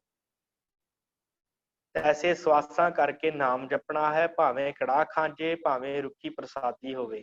ਫਰੀਦ ਜੀ ਵੀ ਆਖਿਆ ਹੈ, ਰੁੱਖੀ ਸੁੱਕੀ ਖਾਏ ਕੈ ਠੰਡਾ ਪਾਣੀ ਪੀਓ ਫਰੀਦਾ, ਦੇਖ ਪਰਾਈ ਚੋਪੜੀ ਨਾ ਤਰਸਾਏ ਜੀਓ। ਭਾਈ ਜੋ ਲਿਖਿਆ ਹੈ ਬਾਬਾ ਫਰੀਦ ਜੀ ਨੇ ਕਿ ਰੁੱਖੀ ਸੁੱਕੀ ਖਾ ਕੇ ਉਹ ਗੁਰਸਿੱਖ ਜਿਹੜਾ ਠੰਡਾ ਪਾਣੀ ਪੀ ਲੈਂਦਾ ਹੈ, ਪਰਾਈਆਂ ਦੀਆਂ ਚੋਪੜੀਆਂ ਵੇਖ ਕੇ ਉਹਨਾਂ ਵੱਲ ਆਪਣਾ ਜੀ ਨਹੀਂ ਲਲਚਾਉਂਦਾ, ਭਾਵ ਕਿਰਤ ਕਮਾਈ 'ਚ ਜੋ ਵੀ ਲਿਆਉਂਦਾ ਹੈ ਉਹਨੂੰ ਛਕ ਕੇ ਵਾਹਿਗੁਰੂ ਦਾ ਸ਼ੁਕਰ ਕਰਕੇ ਨਾਮ 'ਚ ਜੁੜਿਆ ਰਹਿੰਦਾ। ਐਸੇ ਗੁਰੂ ਕੇ ਸਿੱਖ ਸ਼ਬਦ ਨੂੰ ਗੁਰੂ ਕੀ ਮੂਰਤ ਜਾਣਦੇ ਹਨ ਤੇ ਸਾਧ ਸੰਗਤ ਨਿਰੰਕਾਰ ਦਾ ਆਸਣ ਜਾਣਦੇ ਹਨ। ਗੁਰਮੂਰਤ ਗੁਰ ਸ਼ਬਦ ਸੁਣ, ਸਾਧ ਸੰਗਤ ਆਸਣ ਨਿਰੰਕਾਰੀ। ਉਹ ਜਿਹੜੇ ਸਿੱਖ ਹੁੰਦੇ ਆ ਉਹ ਗੁਰੂ ਦੇ ਸ਼ਬਦ ਨੂੰ ਗੁਰੂ ਦੀ ਮੂਰਤ ਜਾਣਦੇ ਆ ਕਿ ਗੁਰਮੂਰਤ ਗੁਰ ਸ਼ਬਦ ਹੈ, ਤੇ ਉਹਨੂੰ ਹੀ ਸ਼ਬਦ ਨੂੰ ਹੀ ਸੁਣਦੇ ਆ। ਤੇ ਸਾਧ ਸੰਗਤ ਨੂੰ ਨਿਰੰਕਾਰ ਦਾ ਆਸਣ ਜਾਣਦੇ ਆ, ਕਿ ਸਾਧ ਸੰਗਤ ਵਿੱਚ ਜਾ ਕੇ ਬੈਠਦੇ ਆ, ਉੱਥੇ ਬੈਠ ਕੇ ਕੀਰਤਨ ਸਰਵਣ ਕਰਦੇ ਆ, ਉੱਥੇ ਬੈਠ ਕੇ ਕਥਾ ਸਰਵਣ ਕਰਦੇ ਆ। ਇਸ ਤਰ੍ਹਾਂ ਉੱਥੇ ਬੈਠ ਕੇ ਉਹ ਆਨੰਦ ਲੈਂਦੇ ਆ। ਉਹਨਾਂ ਨੂੰ ਇੰਜ ਪ੍ਰਤੀਤ ਹੁੰਦਾ ਜਿਵੇਂ ਨਿਰੰਕਾਰ ਇਸ ਸਾਧ ਸੰਗਤ ਦੇ ਵਿੱਚ ਉਹ ਅਕਾਲ ਪੁਰਖ ਪ੍ਰਮਾਤਮਾ ਨਿਰੰਕਾਰ ਰੂਪ ਜੋ ਹੈ ਉਹ ਆਸਣ ਲਾ ਕੇ ਬੈਠਾ ਹੋਵੇ, ਸਿੰਘਾਸਣ ਲਾ ਕੇ ਬੈਠਾ ਹੋਵੇ। ਇਸ ਤਰ੍ਹਾਂ ਉਹ ਸਾਧ ਸੰਗਤ ਵਿੱਚ ਜਾਣਦੇ ਆ। ਇੱਕ ਪ੍ਰੇਮ ਦਾ ਰਸ ਲੈਂਦੇ ਹਨ, ਹੋਰ ਰਸ ਨਿਰਸ ਕਰ ਜਾਣਦੇ ਹਨ। ਇੱਕ ਪ੍ਰੇਮ ਦਾ ਰਸ ਲੈਂਦੇ ਆ ਉਹ ਸਾਰੇ ਗੁਰੂ ਦੇ ਸਿੱਖ, ਪ੍ਰੇਮ ਦਾ ਰਸ ਲੈਂਦੇ ਹਨ ਤੇ ਹੋਰ ਸਾਰੇ ਵੀ ਜਿਹੜੇ ਰਸ ਹਨ ਉਹਨਾਂ ਨੂੰ ਨਿਰਸ ਕਰਕੇ ਜਾਣਦੇ। ਰਾਰਾ ਨਿਰਸ, ਰਾਰਾ ਰਸ ਨਿਰਸ ਕਰ ਜਾਂਦੇ ਆ, ਐਸਾ ਉਹਨਾਂ ਦਾ ਜੀਵਨ ਹੁੰਦਾ ਹੈ। ਉਹ ਹੋਰ ਰਸ ਜਿਹੜੇ ਉਹ ਛੱਡ ਦਿੰਦੇ ਆ ਤੇ ਸਿਰਫ ਨਾਮ ਦਾ ਪ੍ਰੇਮ ਦਾ ਰਸ ਹੀ ਜਿਹੜਾ ਹੈ ਉਹ ਮਾਣਦੇ ਆ। ਸਤ ਸੰਗਤ ਜਾਇ ਕੇ ਮੱਥਾ ਟੇਕ ਕੇ, ਵਾਹਿਗੁਰੂ ਨੂੰ ਮੱਥਾ ਟੇਕ ਕੇ ਸ਼ਬਦ ਨੂੰ ਸੁਣਦੇ ਹਨ ਤੇ ਪਿਛਲੀ ਰਾਤ ਉੱਠ ਕੇ ਇਸ਼ਨਾਨ ਕਰਕੇ ਗੁਰੂ ਕੀ ਬਾਣੀ ਗਾਵਦੇ ਹਨ ਤੇ ਧਰਮ ਦੀ ਕਿਰਤ ਕਰਕੇ ਵੰਡ ਖਾਂਦੇ ਹਨ। ਸੋ ਸਿੱਖਾਂ ਦਾ ਜੀਵਨ ਕਿਵੇਂ ਆਦਿ ਪੁਰਖ ਆਦੇਸ਼ ਕਰ, ਅੰਮ੍ਰਿਤ ਵੇਲਾ ਸ਼ਬਦ ਆਹਾਰੀ। ਐਸਾ ਜੀਵਨ ਹੈ ਕਿ ਉਸ ਆਦਿ ਪੁਰਖ ਜਿਹੜਾ ਹੈ ਉਹਨੂੰ ਮੱਥਾ ਟੇਕਦੇ ਆ, ਸਤ ਸੰਗਤ ਜਜਾਉਂਦੇ ਆ ਤੇ ਵਾਹਿਗੁਰੂ ਨੂੰ ਮੱਥਾ ਟੇਕਦੇ ਆ, ਸ਼ਬਦ ਨੂੰ ਸੁਣਦੇ ਆ। ਆਦੇਸ਼ ਦਾ ਅਰਥ ਹੁੰਦਾ ਮੱਥਾ ਟੇਕਣਾ। ਆਦਿ ਪੁਰਖ ਆਦੇਸ਼ ਕਰ, ਉੱਠ ਕੇ ਉਸ ਅਕਾਲ ਪੁਰਖ ਦੇ ਅੱਗੇ ਮੱਥਾ ਨਮਸਕਾਰਾਂ ਕਰਦੇ ਆ। ਅੰਮ੍ਰਿਤ ਵੇਲਾ ਸ਼ਬਦ ਆਹਾਰੀ, ਫਿਰ ਅੰਮ੍ਰਿਤ ਵੇਲੇ ਉੱਠ ਕੇ ਇਸ਼ਨਾਨ ਕਰਕੇ ਤੇ ਬਾਣੀ ਪੜ੍ਹਦੇ ਆ। ਬਾਣੀ ਪੜ੍ਹ ਕੇ ਤੇ ਫਿਰ ਕੋਈ ਨਿਤਨੇਮ ਕਰਦਾ, ਕੋਈ ਸੁਖਨੀ ਸਾਹਿਬ ਕਰਦਾ। ਵੱਖ ਵੱਖ ਤਰ੍ਹਾਂ ਦੀਆਂ ਬਾਣੀਆਂ ਜਿਹੜੀਆਂ ਸਿੱਖ ਪੜ੍ਹਦੇ ਅੰਮ੍ਰਿਤ ਵੇਲੇ ਉੱਠ ਕੇ, ਜਿਹੜੇ ਧਰਮੀ ਹੁੰਦੇ ਆ, ਜਿਹੜੇ ਨਾਮ ਨੂੰ ਕਮਾਉਂਦੇ ਆ, ਜਿਨ੍ਹਾਂ ਦੀ ਸੁਰਤ ਟਿਕੀ ਹੁੰਦੀ ਆ। ਫਿਰ ਧਰਮ ਦੀ ਕਿਰਤ ਕਰਕੇ ਵੰਡ ਖਾਂਦੇ ਹਨ। ਫਿਰ ਉਹ ਧਰਮ ਦੀ ਕਿਰਤ ਕਰਦੇ ਆ। ਸ਼ਬਦ ਆਹਾਰੀ, ਆਹਾਰ ਕਿਹੜਾ ਕਰਦੇ ਹੋ? ਕਿਰਤ ਦਾ, ਕਿਰਤ ਕਰਕੇ ਵੰਡ ਖਾਂਦੇ ਆ। ਸਾਹਿਬ ਦਾ ਵੀ ਬਚਨ ਹੈ, ਨਾਨਕ ਸਤਿਗੁਰ ਭੇਟੀਐ ਪੂਰੀ ਹੋਵੈ ਜੁਗਤ, ਹਸੰਦਿਆਂ ਖੇਲੰਦਿਆਂ ਪਹਿਨੰਦਿਆਂ ਖਾਵੰਦਿਆਂ ਵਿੱਚੇ ਹੋਵੇ ਮੁਕਤ। ਐਸਾ ਗੁਰੂ ਦਾ ਸਿੱਖ ਹੁੰਦਾ ਹੈ ਜਿਹੜਾ ਆਪਣੀ ਸਾਰੀ ਜੁਗਤੀ ਜਿਹੜੀ ਆ ਉਹ ਪੂਰੀ ਕਰ ਲੈਂਦਾ ਸੰਸਾਰ ਦੇ ਵਿੱਚ ਹੀ। ਹੱਸਦਿਆਂ ਆ, ਪਰਿਵਾਰ ਦੇ ਨਾਲ ਖੇਡਦਿਆਂ ਆ, ਬੱਚਿਆਂ ਦੇ ਨਾਲ ਪਹਿਨਦਿਆਂ ਆ, ਵੰਨ ਸੁਵੰਨੇ ਕੱਪੜੇ ਵੀ ਪਹਿਨਦਾ ਹੈ ਉਹ, ਖਾਵੰਦਿਆਂ ਪ੍ਰਸ਼ਾਦਾ ਪਾਣੀ ਵੀ ਛਕਦਾ, ਵਿੱਚੇ ਹੋਵੇ ਮੁਕਤ, ਵਿੱਚੇ ਮੁਕਤ ਰਹਿੰਦਾ ਹੈ। ਮੁਕਤ ਤੋਂ ਭਾਵ ਧਿਆਨ ਉਹਦਾ ਜਿਹੜਾ ਸੁਰਤ ਜਿਹੜੀ ਹੈ ਉਹ ਅਕਾਲ ਪੁਰਖ ਦੇ ਵਿੱਚ ਟਿਕੀ ਰਹਿੰਦੀ ਹੈ। ਵਾਹਿਗੁਰੂ ਜੋ ਅਵਗਤ ਹੈ ਉਸ ਦੀ ਗਤ ਸ਼ਬਦ ਕਰਕੇ ਲਖਦੇ ਹਨ। ਅਵਗਤ ਗਤ ਅਗਾਧ ਬੁੱਧ ਅਕਤ ਕਥਾ ਅਸਗਾ ਅਪਾਰੀ। ਕਹਿੰਦੇ ਕਿ ਉਹ ਜਿਹੜਾ ਵਾਹਿਗੁਰੂ ਹੈ ਨਾ ਅਵਗਤ ਹੈ, ਉਹਦੇ ਤੱਕ ਉਹਦੀ ਗਤ ਜਿਹੜੀ ਹੈ ਉਹਦੇ ਬਾਰੇ ਕੁਝ ਕਿਹਾ ਨਹੀਂ ਜਾ ਸਕਦਾ। ਉਹਨੂੰ ਫਿਰ ਲਖਦੇ ਹਨ, ਉਹਨੂੰ ਯਾਦ ਕਰਦੇ ਆ। ਵਾਹਿਗੁਰੂ ਜੋ ਅਵਗਤ ਹੈ ਉਸ ਦੀ ਗਤ ਸ਼ਬਦ ਕਰਕੇ ਲਖਦੇ ਹਨ। ਉਹਦੀ ਗਤ ਕਿਵੇਂ ਪ੍ਰਾਪਤ ਹੁੰਦੀ ਹੈ? ਸ਼ਬਦ ਕਰਕੇ, ਸ਼ਬਦ ਨੂੰ ਜਪ ਕੇ, ਸਿਮਰਨ ਕਰਕੇ, ਬਾਣੀ ਪੜ੍ਹ ਕੇ ਉਹਦੀ ਗਤ ਪ੍ਰਾਪਤ ਹੁੰਦੀ ਹੈ। ਉਹਦੇ ਬਾਰੇ ਪਤਾ ਲੱਗਦਾ। ਸਰਬ ਘਟਾ ਵਿੱਚ ਵਾਹਿਗੁਰੂ ਜਾਣ ਕੇ ਭਾਵ ਭਗਤੀ ਕਰਦੇ ਹਨ। ਸਾਰੇ ਥਾਈਂ ਉਹ ਵਸਿਆ ਹੋਇਆ ਹੈ। ਇਸ ਤਰ੍ਹਾਂ ਜਾਣ ਕੇ ਉਸ ਵਾਹਿਗੁਰੂ ਦੀ ਉਹ ਪ੍ਰੇਮਾ ਭਗਤੀ ਕਰਦੇ ਆ। ਆਪਣੇ ਸਰੀਰ ਤੇ ਦੁੱਖ ਵੀ ਸਹਿੰਦੇ ਹਨ ਤੇ ਪਰਉਪਕਾਰ ਕਰਦੇ ਹਨ। ਜੈਸੇ ਜਲ ਆਪ ਆਵਟਣ ਸਹਿੰਦਾ ਹੈ ਤੇ ਦੁੱਧ ਨੂੰ ਖਵਣ ਨਹੀਂ ਦਿੰਦਾ। ਭਾਵ ਜਿਹੜੇ ਗੁਰਸਿੱਖ ਹੁੰਦੇ ਆ ਉਹ ਆਪਣੇ ਜੀਵਨ ਦੇ ਵਿੱਚ ਪਰਉਪਕਾਰੀ ਜੀਵਨ ਜਿਉਂਦੇ ਆ। ਆਪਣੇ ਆਪ ਨੂੰ ਜਿਹੜਾ ਲਿਖਾਉਂਦੇ ਨਹੀਂ ਆ, ਉਹ ਆਪਣੇ ਆਪ ਦੇ ਵਿੱਚ ਉਹ ਉਸ ਅਕਾਲ ਪੁਰਖ ਨਾਲ ਜੁੜੇ ਹੁੰਦੇ ਆ ਤੇ ਆਪਣੇ ਆਪ ਨੂੰ ਲਿਖਾਉਂਦੇ ਨਹੀਂ। ਉਸ ਅਗਾਧ ਬੋਧ ਦੀ ਇਹਨਾਂ ਨੂੰ ਗੱਤ ਹੁੰਦੀ ਆ ਕਿਉਂਕਿ ਇਹਨਾਂ ਨੇ ਸ਼ਬਦ ਦੇ ਵਿੱਚੋਂ ਉਸ ਅਕਾਲ ਪੁਰਖ ਨੂੰ ਜਾਣਿਆ ਹੁੰਦਾ ਹੈ। ਅਕਥ ਕਥਾ ਅਸਗਾ ਅਪਾਰੀ, ਉਸ ਅਕਥ ਦੀ ਕਥਾ ਨੂੰ ਉਹ ਜਾਣ ਜਾਂਦੇ ਆ ਸ਼ਬਦ ਦੇ ਦੁਆਰਾ। ਪਰ ਉਹ ਆਪਣਾ ਜੀਵਨ ਦੇ ਜਿਹੜੇ ਹਨ ਸਹਿਨ ਅਵਟਣ ਪਰਉਪਕਾਰੀ, ਜੀਵਨ ਪਰਉਪਕਾਰੀ ਜਿੰਦੇ, ਭਾਵੇਂ ਜਿੰਨੇ ਮਰਜ਼ੀ ਦੁੱਖ ਆ ਜਾਣ, ਭਾਵੇਂ ਜੋ ਮਰਜ਼ੀ ਉਹਦੀ। ਆਵਟਣ ਹੁੰਦਾ ਹੈ ਜਿਵੇਂ ਦੁੱਧ ਨੂੰ ਉਬਾਲਾ ਆਉਂਦਾ ਨਾ, ਤੇ ਦੁੱਧ ਤੇ ਪਾਣੀ ਦੀ ਪ੍ਰੀਤ ਹੁੰਦੀ ਆ ਆਪਸ ਵਿੱਚ। ਜਦੋਂ ਕਹਿੰਦੇ ਕਿ ਪਾਣੀ ਖਤਮ ਹੋ, ਦੁੱਧ ਨੂੰ ਜਦੋਂ ਉਬਾਲਣਾ ਧਰਦੇ ਆ ਆਪਾਂ ਤੇ ਉਹਦੇ ਵਿੱਚ ਜਦੋਂ ਪਾਣੀ ਖਤਮ ਹੋ ਜਾਂਦਾ ਨਾ, ਪਾਣੀ ਸੁੱਕ ਜਾਂਦਾ, ਵਾਸ਼ਪ ਹੋ ਜਾਂਦਾ, ਭਾਫ ਬਣ ਕੇ ਉੱਡ ਜਾਂਦਾ, ਫਿਰ ਦੁੱਧ ਜਿਹੜਾ ਤਾਂ ਨੂੰ ਆਉਂਦਾ, ਉਹਨੂੰ ਅਵਟਣ ਕਹਿੰਦੇ ਆ। ਪਰ ਜਦੋਂ ਉਹਦੇ ਵਿੱਚ ਘੁੱਟ ਕੇ ਪਾਣੀ ਪਾ ਦਈਏ ਫਿਰ ਠਾਂ ਚਲਾ ਜਾਂਦਾ। ਇਸ ਤਰ੍ਹਾਂ ਕਹਿੰਦੇ ਕਿ ਐਸੀ ਪ੍ਰੀਤ ਗੁਰੂ ਦੇ ਨਾਲ ਸਿੱਖ ਕਰਦੇ ਆ। ਗੁਰਬਾਣੀ ਵਿੱਚ ਵੀ ਆਉਂਦਾ ਹੈ, ਆਵਟਣ ਆਪੇ ਸਹੈ ਦੁੱਧ ਕੋ ਖਪਣ ਨਾ ਦੇ, ਰੇ ਮਨ ਮੇਰੇ ਐਸੀ ਹਰਸਿਉ ਪ੍ਰੀਤ ਕਰ, ਜੈਸੀ ਜਲ ਦੁੱਧ ਹੋਏ, ਆਵਟਣ ਆਪੇ ਖਪੇ ਦੁੱਧ ਕੋ ਖਪਣ ਨਾ ਦੇ। ਭਾਵ ਮਨ ਮੇਰੇ ਆ ਗੁਰੂ ਦੇ ਨਾਲ ਐਸੀ ਪ੍ਰੀਤ ਕਰ ਕਿ ਤੇਰਾ ਜਿਹੜਾ ਹੈ ਨਾ ਮਨ, ਤੇਰਾ ਮਨ ਜਿਹੜਾ ਆ ਉਹ ਗੁਰੂ ਦੇ ਸ਼ਬਦ ਦੇ ਵਿੱਚ ਐਸਾ ਲੱਗੇ ਕਿ ਤੈਨੂੰ ਜਿੰਨੇ ਮਰਜ਼ੀ ਦੁੱਖ ਆ ਜਾਣ, ਤੂੰ ਆਪਣੇ ਗੁਰੂ ਨੂੰ ਉਲਾਮਾ ਨਾ ਦੇ, ਸਗੋਂ ਹੋਰ ਆਪਣੇ ਆਪ ਨੂੰ ਤਕੜਾ ਕਰ, ਹੋਰ ਬਾਣੀ ਪਾੜ, ਹੋਰ ਸਿਮਰਨ ਕਰ, ਐਸੀ ਪ੍ਰੀਤ ਕਰ ਜਿਵੇਂ ਜਲ ਦੀ ਦੁੱਧ ਨਾਲ ਹੁੰਦੀ ਆ। ਜਲ ਦੁੱਧ ਜਿਹੜਾ ਹੈ ਉਹ ਆਪ ਟਨ ਆਪੇ ਖਪੇ, ਦੁੱਧ ਕੋ ਖਪਨ ਨਾ ਦੇ। ਜਿੰਨਾ ਚਿਰ ਦੁੱਧ ਜਿਹੜਾ ਹੈ, ਦੁੱਧ ਦੇ ਵਿੱਚ ਪਾਣੀ ਰਹਿੰਦਾ ਹੈ, ਉਹਨਾਂ ਚਿਰ ਪਾਣੀ ਜਿਹੜਾ ਉਬਲਦਾ ਹੈ ਦੁੱਧ ਨੂੰ ਖਪਨ ਨਹੀਂ ਦਿੰਦਾ। ਇਸ ਤਰ੍ਹਾਂ ਤੂੰ ਆਪਣੇ ਜੀਵਨ ਨੂੰ ਪਰਉਪਕਾਰੀ ਜੀਵਨ ਬਣਾ, ਇਸ ਤਰ੍ਹਾਂ ਤੂੰ ਆਪਣਾ ਜੀਵਨ ਜਿਹੜਾ ਹੈ ਉਹ ਜਿਓ। ਸੋ ਇਹ ਜਿਹੜਾ ਹੈ ਨਾ, ਭਾਈ ਮਨੀ ਸਿੰਘ ਨੇ ਇਹਦੇ ਅਰਥ ਕੀਤੇ ਹਨ ਕਿ ਕਿਸ ਤਰ੍ਹਾਂ ਦਾ ਇੱਕ ਗੁਰਸਿੱਖ ਦਾ ਜਿਹੜਾ ਹੈ ਉਹ ਜੀਵਨ ਹੋਣਾ ਚਾਹੀਦਾ, ਕਿਵੇਂ ਉਹਨੇ ਆਪਣੇ ਜੀਵਨ ਦੇ ਵਿੱਚ ਪਰਉਪਕਾਰ ਕਰਨੇ ਆ, ਕਿਵੇਂ ਉਹਨੇ ਆਪਣੇ ਜੀਵਨ ਨੂੰ ਅੱਗੇ ਲੈ ਕੇ ਜਾਣਾ। ਸੋ ਆਪਾਂ ਇਸੇ ਹੀ ਜਿਹੜੀ ਪੌੜੀ ਆ ਉਹਦੇ ਇਕੱਲੇ ਇਕੱਲੇ ਜਿਹੜੇ ਅੱਖਰੀ ਅਰਥ ਵੀ ਕਰ ਲਈਏ, ਕਿਉਂਕਿ ਉਹਨਾਂ ਨੇ, ਭਾਈ ਮਨੀ ਸਿੰਘ ਨੇ ਸਿਰਫ ਭਾਵ ਅਰਥ ਦੱਸੇ ਹਨ, ਤੇ ਆਪਾਂ ਇਹਦੇ ਅੱਖਰੀ ਅਰਥ ਵੀ ਕਰ ਦਿੰਦੇ ਆ। ਸੋ ਭਾਈ ਗੁਰਦਾਸ ਜੀ ਕਹਿੰਦੇ ਆ, ਇਕਤ ਨੁਕਤੇ ਹੋਏ ਜਾਏ, ਮਹਿਰ ਮੁਜਰਮ ਖੈਰ ਖੁਆਰੀ। ਕਹਿੰਦੇ ਕਿ ਇੱਕ ਨੁਕਤਾ ਹੁੰਦਾ ਹੈ ਫਾਰਸੀ ਦੇ ਵਿੱਚ, ਉਸੇ ਨੁਕਤੇ ਨਾਲ ਮਹਿਰਮ ਪੈਂਦਾ ਤੇ ਉਸੇ ਨੁਕਤੇ ਦੇ ਨਾਲ ਮੁਜਰਮ ਪੈਂਦਾ। ਦੋਵੇਂ ਸ਼ਬਦ ਜਿਹੜੇ ਇੱਕੋ ਹੀ ਤਰੀਕੇ ਨਾਲ ਪੈਂਦੇ ਆ, ਪਰ ਇੱਕ ਨਿੱਕਾ ਜਿਹਾ ਨੁਕਤਾ, ਜਿਵੇਂ ਕਹਿ ਲਓ ਕਿ ਬਿੰਦੀ ਦਾ ਫਰਕ ਪੈਣ ਦੇ ਨਾਲ ਸ਼ਬਦਾਂ ਦੇ ਅਰਥ ਖਤਮ ਹੋ ਜਾਂਦੇ ਹਨ, ਸ਼ਬਦਾਂ ਦੇ ਅਰਥ ਬਦਲ ਜਾਂਦੇ ਆ। ਜੇ ਆਪਾਂ ਪੰਜਾਬੀ ਦੇ ਵਿੱਚ ਕਿਤੇ ਬਿੰਦੀ ਲਾ ਦਈਏ, ਕਿਸੇ ਜਗ੍ਹਾ ਤੇ ਬਿੰਦੀ ਨਾ ਲੱਗਣੀ ਹੋਵੇ, ਕਿ ਆਪਾਂ ਉੱਥੇ ਬਿੰਦੀ ਜਾਂ ਟਿੱਪੀ ਲਾ ਦਈਏ, ਕੋਈ ਅੱਖਰ ਲਾ ਦਈਏ, ਤੇ ਉਹਦੇ ਨਾਲ ਅਰਥ ਬਦਲ ਜਾਂਦੇ ਆ। ਇਸੇ ਤਰ੍ਹਾਂ ਜਿਹੜਾ ਹੈ, ਕਹਿੰਦੇ ਕਿ ਮਹਿਰਮ ਤੇ ਮੁਜਰਮ ਇੱਕੋ ਤਰ੍ਹਾਂ ਪੈਂਦੇ ਫਾਰਸੀ ਦੇ ਵਿੱਚ, ਪਰ ਇੱਕ ਨੁਕਤੇ ਦੇ ਫਰਕ ਪੈਣ ਦੇ ਨਾਲ ਜਿਹੜਾ ਹੈ ਮਹਿਰਮ ਤੋਂ ਮੁਜਰਮ ਬਣ ਜਾਂਦਾ। ਭਾਵ ਜਿਹੜਾ ਪਿਆਰਾ ਹੁੰਦਾ ਹੈ ਉਹ ਤੋਂ ਮੁਜਰਮ ਅਪਰਾਧੀ ਬਣ ਜਾਂਦਾ। ਕਹਿੰਦੇ ਇਸੇ ਤਰ੍ਹਾਂ ਜਿਹੜਾ ਹੈ ਨਾ, ਗੁਰੂ ਦਾ ਜਿਹੜਾ ਸਿੱਖ ਹੈ ਉਹ ਆਪਣੇ ਆਪ ਨੂੰ ਜਨਾਵੇ ਨਾ, ਆਪਣੇ ਆਪ ਨੂੰ ਸਾਹਮਣੇ ਰੱਖੇ, ਆਪਣੇ ਆਪ ਦਾ ਜਿਹੜਾ ਹੈ ਨਾ ਗੁਣਗਾਨ ਨਾ ਕਰੇ। ਇੱਕ ਤਾਂ ਨੁਕਤਾ ਹੁੰਦਾ ਸਿਹਾਰੀ ਬਿਹਾਰੀ, ਜਿਹਨੂੰ ਆਪਾਂ ਕਹਿ ਦਿੰਦੇ ਲਗਾ ਮਾਤਰਾ। ਕਹਿੰਦੇ ਐਸਾ ਨਾ ਕਰੇ, ਨਹੀਂ ਤੇ ਫਿਰ ਉਹਦੇ ਨਾਲ ਖੈਰ ਤੋਂ ਖੁਆਰੀ ਹੋ ਜਾਏਗੀ, ਭਾਵ ਉਹਦਾ ਭਲਾਈ ਵਾਲਾ ਜੀਵਨ ਜਿਹੜਾ ਹੈ ਉਹ ਖੁਆਰੀ ਹੋ ਜਾਏਗਾ। ਜੇ ਉਹ ਸਿੱਖ ਗੁਰੂ ਦੇ ਕੋਲੋਂ ਗਿਆਨ ਲੈ ਕੇ ਤੇ ਜੇ ਉਹ ਵਿਕਾਰਾਂ ਦੇ ਵਿੱਚ ਹੀ ਰੁੜਿਆ ਫਿਰੇ, ਤੇ ਫਿਰ ਉਹ ਮੁਜਰਮ ਬਣ ਜਾਂਦਾ, ਫਿਰ ਉਹ ਮਹਿਰਮ ਨਹੀਂ ਰਹਿੰਦਾ। ਇਸ ਕਰਕੇ ਆਪਣੇ ਮਨ ਨੂੰ ਵਿਕਾਰਾਂ ਵੱਲੋਂ ਰੋਕਣਾ ਚਾਹੀਦਾ ਹੈ।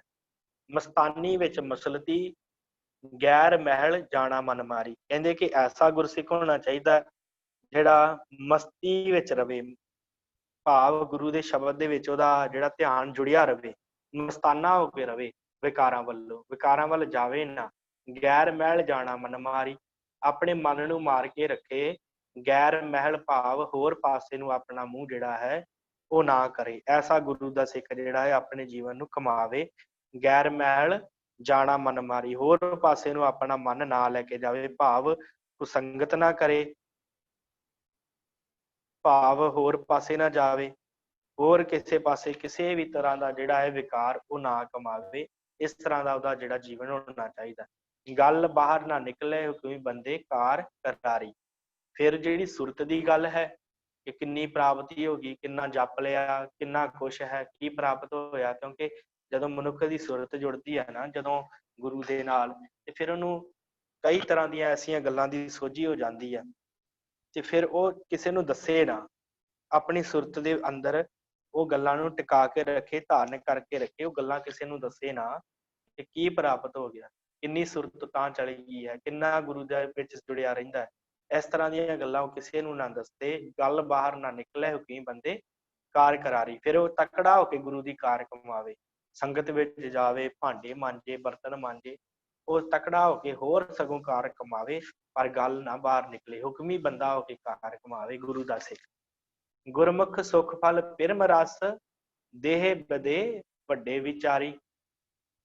ਜਿਹੜਾ ਗੁਰੂ ਦਾ ਸਿੱਖ ਹੈ, ਗੁਰਮੁਖ, ਜਿਹੜਾ ਜਿਹਦਾ ਮੁਖ ਗੁਰੂ ਦੇ ਵੱਲ ਨੂੰ ਹੈ, ਉਹ ਫਿਰ ਜੀਵਨ ਦੇ ਵਿੱਚ ਕੀ ਲਾ ਕੇ ਆਵੇ? ਗੁਰਮੁਖ ਸੁਖ ਫਲ ਪਿਰਮ ਰਸ, ਉਹ ਗੁਰੂ ਦੇ ਪਿਆਰ ਦੇ ਵਿੱਚ ਸੁਖ ਪ੍ਰਾਪਤ ਕਰਦਾ। ਜਿਹਦਾ ਮੁਖ ਗੁਰੂ ਵੱਲ ਨੂੰ ਹੁੰਦਾ, ਪਿਰਮ ਰਸ, ਉਹਨੂੰ ਰਸ ਆ ਜਾਂਦਾ ਪਿਆਰੇ ਦਾ, ਉਸਨੂੰ ਵਾਹਿਗੁਰੂ ਦਾ ਨਾਮ ਦਾ ਰਸ ਜਿਹੜਾ ਉਹ ਮਿਲਣਾ ਪੈਂਦਾ, ਉਹਨੂੰ ਸੁਖ ਫਲ ਪ੍ਰਾਪਤ ਹੋ ਜਾਂਦਾ। ਦੇਹ ਬਦੇ ਵੱਡੇ ਵਿਚਾਰੀ, ਉਹ ਫਿਰ ਵਿਚਾਰਦਾ ਹੈ, ਆਪਣੀ ਦੇਹ ਤੋਂ ਮੁਕਤ ਹੋ ਜਾਂਦਾ ਹੈ।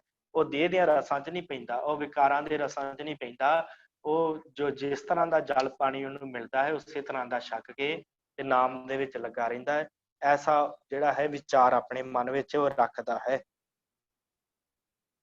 ਗੁਰਮੂਰਤ ਗੁਰ ਸ਼ਬਦ ਸੁਣ, ਸਾਧ ਸੰਗਤ ਆਸਣ ਨਿਰੰਕਾਰੀ।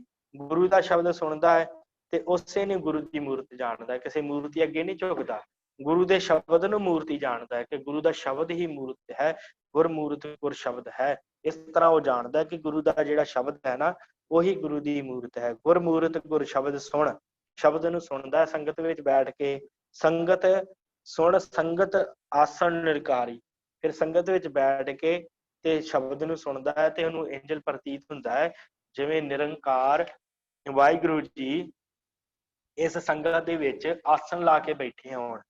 ਭਾਵ ਸਿੰਘਾਸਣ ਉਹਨਾਂ ਦਾ ਡੱਠਾ ਹੋਵੇ ਸੰਗਤ ਦੇ ਵਿੱਚ, ਜਿੱਥੇ ਸੱਤ ਸੰਗੀਆਂ ਦੀ ਸੰਗਤ ਹੁੰਦੀ ਹੈ ਨਾ, ਉੱਥੇ ਨਿਰੰਕਾਰ ਆਪ ਹਾਜ਼ਰ ਹੁੰਦਾ ਹੈ। ਆਪਣੀ ਰਾਜ ਗੱਦੀ ਲਾ ਕੇ ਜਿਵੇਂ ਵਾਹਿਗੁਰੂ ਬੈਠਾ ਹੋਵੇ, ਇਸ ਤਰ੍ਹਾਂ ਉਹਨਾਂ ਨੂੰ ਪ੍ਰਤੀਤ ਹੁੰਦਾ ਹੈ। ਆਦਿ ਪੁਰਖ ਆਦੇਸ਼ ਕਰ, ਅੰਮ੍ਰਿਤ ਵੇਲਾ ਸ਼ਬਦ ਆਹਾਰੀ। ਫਿਰ ਉਹ ਕੀ ਕਰਦੇ ਆ, ਉਸ ਵਾਹਿਗੁਰੂ ਦੇ ਅੱਗੇ ਮੱਥਾ ਟੇਕ ਕੇ ਅੰਮ੍ਰਿਤ ਵੇਲੇ ਉੱਠ ਕੇ ਤੇ ਬਾਣੀ ਪੜ੍ਹਦੇ। ਕੋਈ ਆਸਾ ਦੀ ਵਾਰ ਕਰਦਾ ਹੈ, ਕੋਈ ਜਪਜੀ ਸਾਹਿਬ ਪੜ੍ਹਦਾ, ਕੋਈ ਪੰਜ ਬਾਣੀਆਂ ਪੜ੍ਹਦਾ, ਕੋਈ ਸੁਖਨੀ ਸਾਹਿਬ ਪੜ੍ਹਦਾ। ਇਸ ਤਰ੍ਹਾਂ ਕਰਕੇ ਫਿਰ ਉਹ ਅੰਮ੍ਰਿਤ ਵੇਲੇ ਉੱਠ ਕੇ ਬਾਣੀ ਪੜ੍ਹਦੇ ਆ, ਸਿਮਰਨ ਕਰਦੇ ਆ, ਸ਼ਬਦ ਨੂੰ ਜਿਹੜਾ ਧਾਰਨ ਕਰਦੇ ਆ, ਸ਼ਬਦ ਕਮਾਉਂਦੇ ਆ ਅੰਮ੍ਰਿਤ ਵੇਲੇ ਉੱਠ ਕੇ। ਅੰਮ੍ਰਿਤ ਵੇਲਾ ਸ਼ਬਦ ਆਇਆ, ਇਸ ਕਰਕੇ ਅੰਮ੍ਰਿਤ ਵੇਲੇ ਦੀ ਬੜੀ ਵੱਡੀ ਮਹਾਨਤਾ ਹੈ ਸਾਡੇ ਧਰਮ 'ਚ, ਕਿਉਂਕਿ ਸਤਿਗੁਰਾਂ ਨੇ ਕਹਿ ਦਿੱਤਾ ਨੇ, ਅੰਮ੍ਰਿਤ ਵੇਲਾ ਸੱਚ ਨਾ ਵਡਿਆਈ ਵਿਚਾਰ। ਤੇ ਉਹੀ ਅੰਮ੍ਰਿਤ ਵੇਲੇ ਦੀ ਗੱਲ ਭਾਈ ਗੁਰਦਾਸ ਜੀ ਵੀ ਇੱਥੇ ਕਰ ਰਹੇ ਆ ਕਿ ਅੰਮ੍ਰਿਤ ਵੇਲਾ ਜਿਹੜਾ ਹੈ ਨਾ, ਉਹ ਬੜਾ ਵੱਡੀ ਗੱਲ ਹੈ। ਜਿਹੜਾ ਕਮਾਉਂਦਾ ਹੈ ਅੰਮ੍ਰਿਤ ਵੇਲੇ, ਉਹਨੂੰ ਪ੍ਰਾਪਤੀ ਵੱਧ ਹੁੰਦੀ ਹੈ। ਇਸ ਕਰਕੇ ਇੱਥੇ ਅੰਮ੍ਰਿਤ ਵੇਲਾ ਸ਼ਬਦ ਆਇਆ ਕਿ ਉਹ ਫਿਰ ਜਿਹੜੇ ਸਿੱਖ ਹੁੰਦੇ ਆ, ਉਹ ਅੰਮ੍ਰਿਤ ਵੇਲੇ ਉੱਠ ਕੇ ਨਾਮ ਦੇ ਵਿੱਚ ਜੁੜਦੇ ਆ। ਅਵਗਤ ਗਤ ਅਗਾਧ ਬੋਧ ਅਕਥ ਕਥਾ ਅਸਗਾ ਅਪਾਰੀ। ਫਿਰ ਉਹ ਜਿਹੜਾ ਅਵਗਤ ਹੈ, ਜਿਹਦੀ ਗਤ ਲਿਖੀ ਨਹੀਂ ਜਾਂਦੀ, ਜਿਹਦੇ ਬਾਰੇ ਕੁਝ ਕਿਹਾ ਨਹੀਂ ਜਾਂਦਾ, ਡੂੰਘੇ ਗਿਆਨ ਵਾਲਾ ਹੈ ਉਹ ਪਰਮਾਤਮਾ। ਕਥਨ ਤੋਂ ਅਕਥ ਹੈ, ਜਿਹਦੇ ਬਾਰੇ ਕੁਝ ਕਿਹਾ ਨਹੀਂ ਜਾ ਸਕਦਾ, ਭਾਵ ਬੇਅੰਤ ਹੈ। ਪਾਰ ਤੋਂ ਪਾਰ, ਭਾਵ ਵਾਹਿਗੁਰੂ ਹੈ ਜਿਹੜਾ, ਉਸ ਵਾਹਿਗੁਰੂ ਦੇ ਵਿੱਚ ਅਕਥ ਕਥਾ ਅਸਗਾ ਅਪਾਰੀ। ਜਿਹੜਾ ਐਸਾ ਅਕਾਲ ਪੁਰਖ ਹੈ ਪਰਮਾਤਮਾ, ਸੈਨ ਅਵਟਣ ਪਰਉਪਕਾਰੀ। ਆਪਣੇ ਉੱਪਰ ਦੁੱਖ ਝੱਲ ਕੇ ਵੀ ਪਰਉਪਕਾਰ ਕਰਦੇ ਹਨ। ਕਿ ਉਹ ਵਾਹਿਗੁਰੂ ਸਾਨੂੰ ਦੇਖ ਹੀ ਰਿਹਾ ਹੈ। ਫਿਰ ਕੀ ਹੈ, ਦੇਹ ਦੇ ਉੱਤੇ ਦੁੱਖ ਆ ਗਏ, ਫਿਰ ਕੀ ਹੈ ਜੇ ਪਰਿਵਾਰ ਵਿੱਚ ਦੁੱਖ ਆ ਗਿਆ, ਫਿਰ ਕੀ ਹੈ ਜੇ ਕਾਰੋਬਾਰ ਦੇ ਵਿੱਚ ਘਾਟਾ ਪੈ ਗਿਆ, ਪਰ ਉਹ ਇਸ ਤਰ੍ਹਾਂ ਦੇ ਦੁੱਖਾਂ ਨੂੰ ਨਹੀਂ ਸਹਿੰਦੇ। ਉਹ ਇਸ ਇੱਕ ਤਰ੍ਹਾਂ ਦੇ ਦੁੱਖਾਂ ਤੋਂ ਜਿਹੜੇ ਆ ਬਾਹਰ ਰਹਿੰਦੇ ਆ, ਪਰਉਪਕਾਰੀ ਜੀਵਨ ਬਤੀਤ ਕਰਦੇ ਆ। ਐਸਾ ਉਹਨਾਂ ਦਾ ਜੀਵਨ ਹੁੰਦਾ ਹੈ। ਉਹ ਕਿਸੇ ਤਰ੍ਹਾਂ ਦਾ ਦੁੱਖ ਜਿਹੜਾ ਉਹ ਨਹੀਂ ਆਪਣੇ ਸਹਿਨ ਅਵਟਣ, ਉਹਨਾਂ ਦੁੱਖਾਂ ਨੂੰ ਜਿਹੜਾ ਆਪਣੇ ਸਰੀਰ ਦੇ ਉੱਤੇ ਸਹਿੰਦੇ ਆ, ਉਹਨਾਂ ਦੁੱਖਾਂ ਨੂੰ ਜਿਹੜਾ ਹੈ ਆਪਣੇ ਸਰੀਰ ਤੇ ਸਹਿ ਕੇ, ਪਰ ਜੀਵਨ ਜਿਹੜਾ ਹੈ ਉਹਨਾਂ ਦਾ ਪਰਉਪਕਾਰੀ ਹੁੰਦਾ ਹੈ।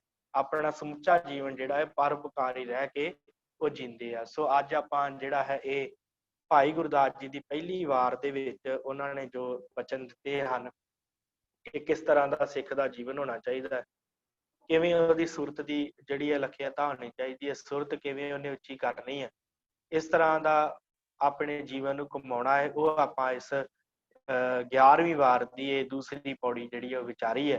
ਤੇ ਕੱਲ ਨੂੰ ਜਿਹੜਾ ਹੈ ਆਪਾਂ ਵਿਚਾਰਾਂਗੇ ਕਿ ਇੱਕ ਗੁਰਸਿੱਖ ਕੌਣ ਹੁੰਦਾ ਹੈ, ਕਿਹਨੂੰ ਗੁਰਸਿੱਖ ਕਿਹਾ ਜਾ ਸਕਦਾ, ਅਸਲੀ ਅਰਥਾਂ ਦੇ ਵਿੱਚ ਗੁਰਸਿੱਖ ਕੌਣ ਹੁੰਦਾ ਹੈ। ਉਹ ਭਾਈ ਸਾਹਿਬ ਕੱਲ ਵਾਲੀ ਜਿਹੜੀ ਪੌੜੀ ਹੈ ਉਹਦੇ ਵਿੱਚ ਵਿਚਾਰ ਦੇਣਗੇ ਕਿ ਅਸਲ ਗੁਰਸਿੱਖ ਦਾ ਜੀਵਨ ਕਿਸ ਤਰ੍ਹਾਂ ਦਾ ਹੋਣਾ ਚਾਹੀਦਾ ਹੈ, ਤੇ ਉਹ ਕੌਣ ਸਦਾਉਣ ਵਾਲਾ, ਕਿਹਨੂੰ ਗੁਰਸਿੱਖ, ਗੁਰੂ ਦਾ ਸਿੱਖ ਕਿਹਨੂੰ ਕਿਹਾ ਜਾ ਸਕਦਾ ਹੈ।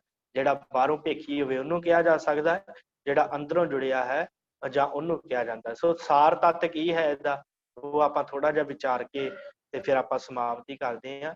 ਅਸਲ 'ਚ ਗੱਲ ਇੰਝ ਆ ਕਿ ਭਾਈ ਗੁਰਦਾਸ ਜੀ ਨੇ ਇਸ ਜਿਹੜੀ ਹੈ ਨਾ ਇਸ ਪੌੜੀ ਦੇ ਅੰਦਰ ਇਹ ਦੱਸਣਾ ਕੀਤਾ ਕਿ ਭਾਈ ਅਸਲ 'ਚ ਤੇਰਾ ਜਿਹੜਾ ਜੀਵਨ ਹੈ ਨਾ ਗੁਰੂ ਦੇ ਲੇਖੇ ਲਾ ਲਾ, ਤੇ ਤੇਰੇ ਜੀਵਨ ਦੇ ਵਿੱਚੋਂ ਜੇ ਤੂੰ ਬਾਹਰੋਂ ਗੁਰਸਿੱਖ ਬਣਦੀ ਢੋਂਗ ਕਰਦਾ ਨਾ ਬਾਹਰੋਂ, ਤੇ ਉਸ ਬਾਹਰੋਂ ਜੇ ਢੋਂਗ ਕਰਦਾ ਹੈ ਉਹ ਤੂੰ ਮੁਜਰਮ ਬਣ ਜਾਏਗਾ। ਇਸ ਕਰਕੇ ਅੰਦਰੋਂ ਵੀ ਗੁਰੂ ਦਾ ਸਿੱਖ ਬਣ, ਅੰਦਰੋਂ ਆਪਣੇ ਮਨ ਦੇ ਵਿੱਚੋਂ ਮਹਿਰਮ ਬਣ, ਮੁਜਰਮ ਨਾ ਬਣ। ਮੁਜਰਮ ਉਹ ਹੁੰਦਾ ਜਿਹੜਾ ਬਾਹਰੋਂ ਭੇਖੀ ਹੈ, ਬਾਹਰੋਂ ਤੇ ਬੜੇ ਪੰਜ ਕਕਾਰ ਵੀ ਧਾਰਨ ਕੀਤੇ ਆ, ਬਾਹਰੋਂ ਤੇ ਉਹ ਕਿਸੇ ਦੇ ਝੂਠੇ ਨੂੰ ਹੱਥ ਵੀ ਨਹੀਂ ਲਾਉਂਦਾ, ਬਾਹਰੋਂ ਤੇ ਬੜਾ ਕਹਿੰਦਾ ਕਿ ਮੈਂ ਬੜਾ ਵੱਡਾ ਜਿਹੜਾ ਹੈ ਪਰਉਪਕਾਰੀ ਆ, ਮੈਂ ਬੜਾ ਵਧੀਆ, ਪਰ ਅੰਦਰੋਂ ਜਿਹੜਾ ਵਿਕਾਰ ਉਹਨੂੰ ਢਾਹ ਕੇ ਰੱਖਦੇ ਆ, ਅੰਦਰੋਂ ਸ਼ਬਦ ਕਮਾਉਂਦਾ ਨਹੀਂ ਆ, ਬਾਣੀ ਪੜ੍ਹਦਾ ਨਹੀਂ ਆ, ਸਿਮਰਨ ਕਰਦਾ ਨਹੀਂ ਆ, ਉਹ ਫਿਰ ਭਾਈ ਗੁਰਦਾਸ ਕਹਿੰਦੇ ਉਹ ਫਿਰ ਮਹਿਰਮ ਤੋਂ ਮੁਜਰਮ ਬਣ ਜਾਂਦਾ। ਫਿਰ ਆਪਣੀ ਸੁਰਤ ਨੂੰ ਟਿਕਾਉਣਾ ਕਰੋ। ਆਪਣੀ ਸੁਰਤ ਜਿਹੜੀ ਹੈ ਉਹ ਜਿਹੜੀ ਹੋਰ ਪਾਸੇ ਜਾਂਦੀ ਹੈ, ਉਹਨੂੰ ਇੱਕ ਅਕਾਲ ਪੁਰਖ ਦੇ ਵਿੱਚ, ਉਸ ਵਾਹਿਗੁਰੂ ਦੇ ਵਿੱਚ ਟਿਕਾ ਕੇ ਉਹਦਾ ਸਿਮਰਨ ਕਰੋ ਤੇ ਆਪਣੀ ਦੇਹ ਤੋਂ ਮੁਕਤ ਹੋ ਜਾਓ। ਭਾਵ ਰਸਾਂ ਕਸਾਂ ਤੋਂ ਜਿਹੜਾ ਹੈ ਉਹ ਮੁੱਖ ਮੋੜ ਲਓ। ਪੰਜ ਵਿਕਾਰਾਂ ਨੂੰ ਜਿਹੜਾ ਖਤਮ ਕਰ ਲਓ। ਜਿਹੜੇ ਪੰਜ ਵਿਕਾਰ ਤੁਹਾਡੇ ਅੰਦਰ ਹਨ, ਜਿਹੜੇ ਤੁਹਾਨੂੰ ਰਸਾਂ ਕਸਾਂ ਵਿੱਚ ਲਾਉਂਦੇ ਆ, ਉਹਨਾਂ ਪੰਜਾਂ ਵਿਕਾਰਾਂ ਨੂੰ ਖਤਮ ਕਰਕੇ, ਕਾਮ, ਕ੍ਰੋਧ, ਲੋਭ, ਮੋਹ, ਹੰਕਾਰ ਨੂੰ ਖਤਮ ਕਰਕੇ, ਜਿਸ ਤਰ੍ਹਾਂ ਦਾ ਪ੍ਰਸ਼ਾਦਾ ਮਿਲਦਾ ਹੈ, ਜਿਸ ਤਰ੍ਹਾਂ ਦੀ ਤੁਸੀਂ ਕਿਰਤ ਕਰਕੇ ਪ੍ਰਸ਼ਾਦਾ ਕਮਾਉਂਦੇ ਹੋ, ਉਸ ਕਿਰਤ ਕਰਕੇ ਕਮਾਏ ਹੋਏ ਪ੍ਰਸ਼ਾਦੇ ਨੂੰ ਛਕ ਕੇ ਤੇ ਉਸ ਅਕਾਲ ਪੁਰਖ ਦਾ ਜਿਹੜਾ ਸ਼ੁਕਰ ਕਰਕੇ ਉਹਦੇ ਸਿਮਰਨ ਵਿੱਚ ਜੁੜੋ। ਭਾਵੇਂ ਤੂੰ ਗਰੀਬ ਸਿੱਖ ਹੈ ਤੇ ਭਾਵੇਂ ਤੂੰ ਅਮੀਰ ਸਿੱਖ ਹੈ, ਜਿਸ ਤਰ੍ਹਾਂ ਦਾ ਤੈਨੂੰ ਪ੍ਰਸ਼ਾਦਾ ਮਿਲਦਾ ਹੈ ਨਾ, ਇਹ ਨਾ ਵੇਖ ਕੇ ਦੂਸਰਿਆਂ ਉਹਦੇ ਕੋਲ ਬੜਾ ਵਧੀਆ ਜਲ ਪਾਣੀ ਹੈ ਤੇ ਮੈਨੂੰ ਤੇ ਕੁਛ ਦਿੱਤਾ ਹੀ ਨਹੀਂ ਅਕਾਲ ਪੁਰਖ ਨੇ। ਇਸ ਤਰ੍ਹਾਂ ਦਾ ਉਲਾਮਾ ਨਾ ਉਸ ਵਾਹਿਗੁਰੂ ਨੂੰ ਦੇ। ਜੋ ਤੂੰ ਕਿਰਤ ਕੀਤੀ ਹੈ, ਜੋ ਤੇਰੇ ਹਿੱਸੇ ਦਾ ਸੀ, ਉਹਨੇ ਤੈਨੂੰ ਦਿੱਤਾ ਹੈ, ਤੇ ਭਾਵੇਂ ਰੁੱਖੀ ਸੁੱਖੀ ਦਿੱਤੀ ਹੈ ਤੇ ਭਾਵੇਂ ਤੈਨੂੰ ਉਸ ਅਕਾਲ ਪੁਰਖ ਨੇ ਚੰਗੇ 36 ਪ੍ਰਕਾਰ ਦੇ ਭੋਜਨ ਦਿੱਤੇ ਆ, ਤੂੰ ਸਾਰਾ ਛਕ ਕੇ, ਜਿਸ ਤਰ੍ਹਾਂ ਦਾ ਵੀ ਮਿਲਿਆ ਹੈ, ਲਾਮਾ ਨਾ ਦੇ, ਉਹ ਛਕ ਕੇ ਉਹਦਾ ਸ਼ੁਕਰ ਕਰ। ਸ਼ੁਕਰ ਕਰ ਤੇ ਉਹਦੇ ਨਾਮ ਦੇ ਵਿੱਚ ਜੁੜ, ਬਦੇਹ ਮੁਕਤ ਹੋ ਜਾ। ਦੇਹ ਤੋਂ ਮੁਕਤ ਹੋ ਕੇ ਬਦੇਹ ਦੇ ਵਿੱਚ ਹੋ ਜਾ। ਦੂਸਰੀ ਗੱਲ ਅੱਗੇ ਕਹੀ ਆ ਕਿ ਸਤ ਸੰਗਤ ਜਿਹੜੀ ਉਹ ਨਾ ਛੱਡ। ਸਤ ਸੰਗਤ ਦੇ ਵਿੱਚ ਇਹ ਜਾਣ ਕੇ ਜਿਵੇਂ ਨਿਰੰਕਾਰ ਵਾਹਿਗੁਰੂ ਜੀ ਆਪ ਆਸਣ ਲਾ ਕੇ ਬੈਠੇ ਹੋਣ, ਇਸ ਤਰ੍ਹਾਂ ਸਤ ਸੰਗਤ ਵਿੱਚ ਆ।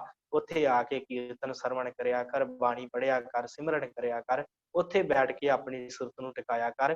ਸਤ ਸੰਗਤ ਦੇ ਵਿੱਚ ਨਿਰੰਕਾਰ ਨੂੰ ਜਾਣਿਆ ਕਰ। ਫਿਰ ਉਸ ਤੋਂ ਬਾਅਦ ਉਹ ਜਿਹੜਾ ਵਾਹਿਗੁਰੂ ਹੈ ਨਾ, ਅਕਾਲ ਪੁਰਖ, ਉਹ ਅਗਾਧ ਬੋਧ ਹੈ, ਉਹਦੀ ਗੱਤ ਕਹੀ ਨਹੀਂ ਜਾ ਸਕਦੀ।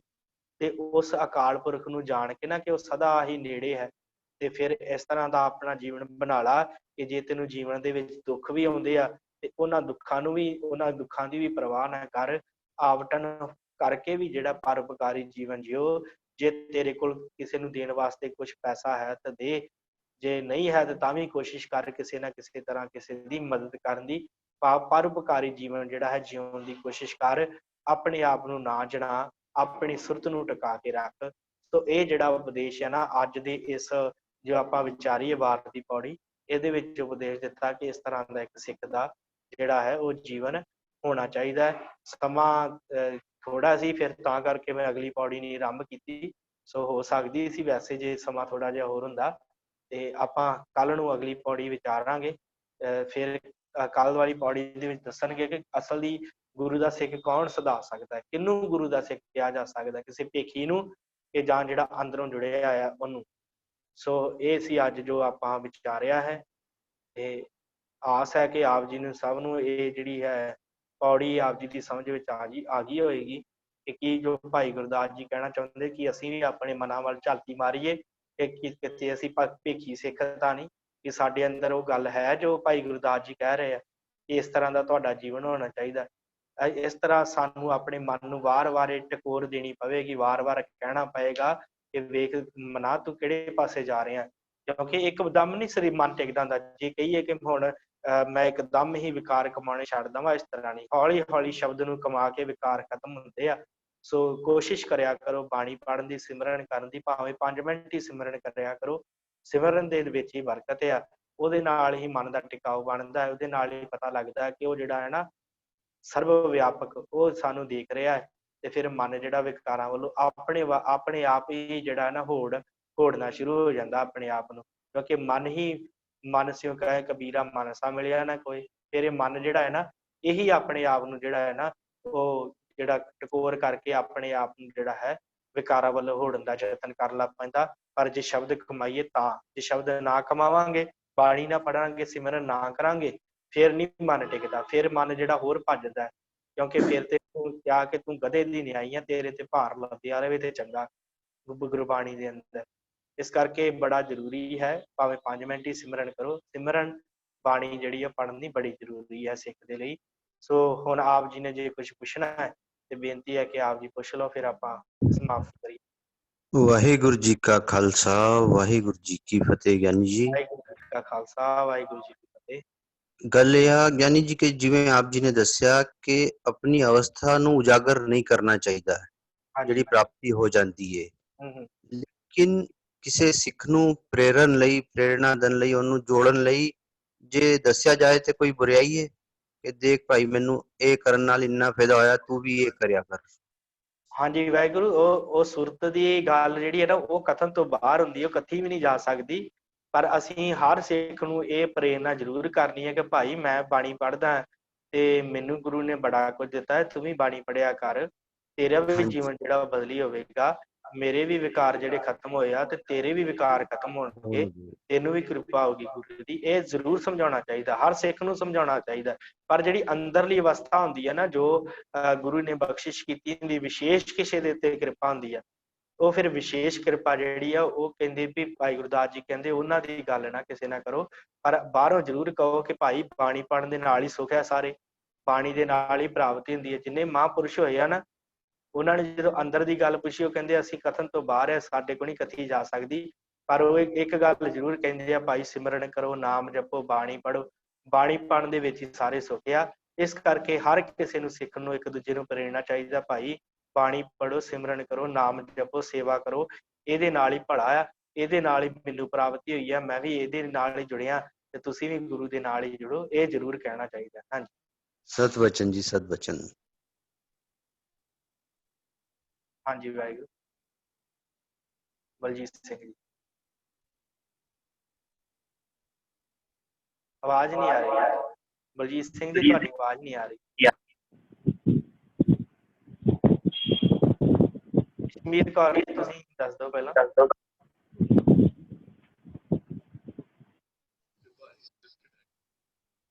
ਕਸ਼ਮੀਰ ਕੌਰ। ਵਾਹਿਗੁਰੂ ਜੀ ਕਾ ਖਾਲਸਾ, ਵਾਹਿਗੁਰੂ ਜੀ ਫਤਿਹ। ਬਾਬਾ ਜੀ।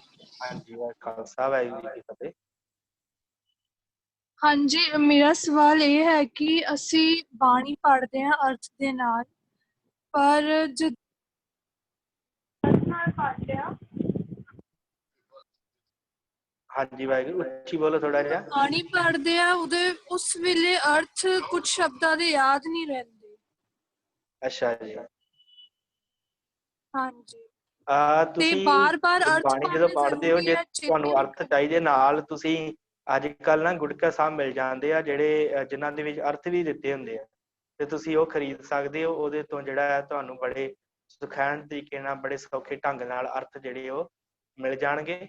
ਬਾਕੀ ਜਦੋਂ ਅਸੀਂ ਰੋਜ਼ ਪੜਾਂਗੇ ਤੇ ਜਿਹੜੇ ਸ਼ਬਦਾਂ ਦਾ ਅਰਥ ਨਹੀਂ ਪਤਾ ਹੁੰਦਾ, ਉਹਨਾਂ ਨੂੰ ਤੁਸੀਂ ਇੱਕ ਨੋਟਬੁੱਕ ਲਾ ਲਓ, ਉਹਦੇ ਉੱਪਰ ਲਿਖ ਲਿਆ ਕਰੋ। ਲਿਖਣ ਤੋਂ ਬਾਅਦ ਅੱਜ ਕੱਲ ਆਪਣੇ ਕੋਲ ਬਹੁਤ ਸੋਰਸ ਹਨ, ਜੇ ਮੋਬਾਈਲ ਦੇ ਉੱਤੇ ਆਈ ਗ੍ਰੰਥ ਡਾਊਨਲੋਡ ਕਰ ਲਓ, ਜਾਂ ਹੋਰ ਕਈ ਤਰ੍ਹਾਂ ਦੀਆਂ ਐਪਸ ਹਨ ਜਿਨ੍ਹਾਂ ਦੇ ਉੱਤੋਂ ਅਰਥ ਪਤਾ ਲੱਗ ਸਕਦੇ। ਤੇ ਬਾਣੀ ਪੜ੍ਹਨ ਲੱਗਿਆ ਉਸ ਸ਼ਬਦ ਨੂੰ ਲਿਖ ਲਿਆ ਜਾਵੇ ਡਾਇਰੀ ਦੇ ਉੱਪਰ, ਫਿਰ ਉਸ ਡਾਇਰੀ ਨੂੰ ਖੋਲ ਕੇ ਤੇ ਉਸ ਅਰਥ ਦੇ ਸ਼ਬਦ ਦੇ ਅਰਥ ਜਿਹੜੇ ਆ ਉਹ ਮੋਬਾਈਲ ਦੇ ਉੱਤੋਂ ਕੱਢ ਕੇ ਉਹਨਾਂ ਨੂੰ ਵਾਚ ਲਿਆ ਜਾਵੇ, ਉਹਨਾਂ ਨੂੰ ਲਿਖ ਲਿਆ ਜਾਵੇ। ਇਸ ਤਰ੍ਹਾਂ ਅਰਥ ਪੱਕੇ ਹੋ ਜਾਣਗੇ, ਫਿਰ ਕਦੀ ਭੁੱਲਣਗੇ ਨਾ। ਠੀਕ ਹੈ ਜੀ। ਹਾਂਜੀ। ਹਾਂਜੀ ਵਾਹਿਗੁਰੂ। ਹੋਰ ਬਲਜੀਤ ਸਿੰਘ ਜੀ, ਆਪ ਜੀ ਦੱਸੋ, ਤੁਹਾਡੀ ਆਵਾਜ਼ ਨਹੀਂ ਸੀ ਆ ਰਹੀ।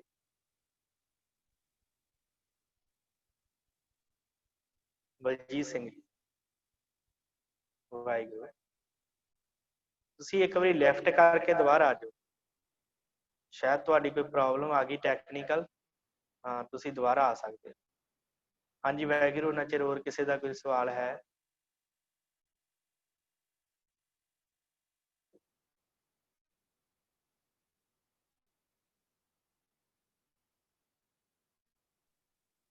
ਹਾਂਜੀ ਬਲਜੀਤ ਸਿੰਘ ਜੀ। ਹਾਂਜੀ, ਵਾਹਿਗੁਰੂ ਜੀ ਕਾ ਖਾਲਸਾ, ਵਾਹਿਗੁਰੂ ਜੀ ਕੀ ਫਤਿਹ ਜੀ। ਵਾਹਿ ਖਾਲਸਾ, ਵਾਹਿਗੁਰੂ ਜੀ ਕੀ ਫਤਿਹ। ਹਾਂਜੀ, ਗੁਰਮੁਖ ਪਿਆਰਿਓ, ਇੱਕ ਗੁਰੂ ਸਾਹਿਬ ਜੀ ਦਾ ਬਚਨ ਹੈ। ਜਿਵੇਂ ਕਹਿੰਦੇ ਹਨ ਕਿ ਉਹ ਸਾਨੂੰ ਸਵੇਰੇ ਅੰਮ੍ਰਿਤ ਵੇਲੇ ਉੱਠ ਕੇ ਪਹਿਲਾਂ ਨਾਮ ਬਾਣੀ ਦਾ ਅਭਿਆਸ ਕਰਨਾ ਚਾਹੀਦਾ ਹੈ, ਜਾਂ ਫਿਰ ਪਹਿਲਾਂ ਸਾਨੂੰ ਨਿਤਨੇਮ ਦੀ ਬਾਣੀਆਂ ਦੇ ਨਾਲ ਜੁੜਨਾ ਚਾਹੀਦਾ ਹੈ। ਜਿਵੇਂ ਕਹਿੰਦੇ ਹਨ, ਮੈਨੂੰ ਸ਼ਬਦ ਵਿਸਰ ਗਿਆ ਹੈ, ਚੌਥੇ ਮਹੱਲੇ ਦਾ ਸ਼ਬਦ ਚੌਥੇ ਜਿਹੜਾ ਪਾਤਸ਼ਾਹ ਦਾ ਉਹ ਸ਼ਬਦ ਹੈ, ਗੁਰ ਕਾ ਸ਼ਬਦ ਹੈ। ਆਪ ਜੀ ਨੂੰ ਵੀ ਯਾਦ ਹੋ ਤਾਂ ਦੱਸੋ। ਯਾਦ ਨਹੀਂ ਹੈ ਥੋੜਾ ਜਿਹਾ, ਕਿਉਂਕਿ ਪੰਕਤੀ ਵਿੱਚੋਂ ਹੈ। ਹਾਂਜੀ, ਮੈਨੂੰ ਤੁਹਾਡੀ ਗੱਲ ਸਮਝ ਲੱਗ ਗਈ ਹੈ। ਅਸਲ 'ਚ ਸਵੇਰੇ ਉੱਠਦਿਆਂ ਸਾਰੀ ਜਿਹੜਾ ਹੈ ਨਾ ਸਿਮਰਨ ਕਰਨਾ ਚਾਹੀਦਾ, ਸਿੱਖ ਦੇ ਲਈ ਜ਼ਰੂਰੀ ਹੈ। ਸਿਮਰਨ ਕਰੋ ਸਭ ਤੋਂ ਪਹਿਲਾਂ, ਫਿਰ ਉਸ ਤੋਂ ਬਾਅਦ ਚੜ੍ਹੇ ਦਿਵਸ ਗੁਰਬਾਣੀ ਗਾਵੇ। ਭਾਵ ਜਦੋਂ ਥੋੜੀ ਜਿਹੀ ਪ੍ਰਭਾਤ ਹੋ ਜੇ ਨਾ, ਇਹੀ ਹੈ ਨਾ, ਚੜ੍ਹੇ ਦਿਵਸ ਗੁਰਬਾਣੀ ਗਾਵੇ।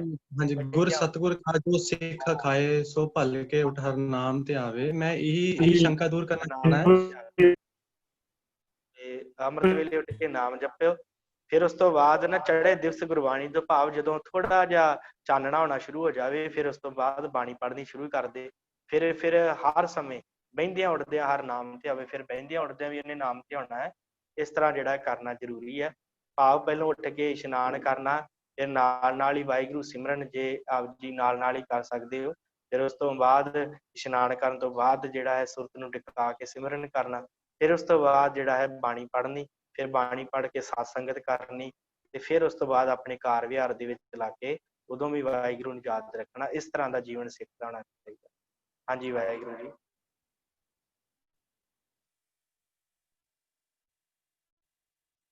ਹਾਂਜੀ, ਹੋਰ ਕੋਈ ਪਿਆਰਾ ਜਿਹਨੇ ਸਵਾਲ ਕੋਈ ਕਰਨਾ ਹੈ ਜੀ?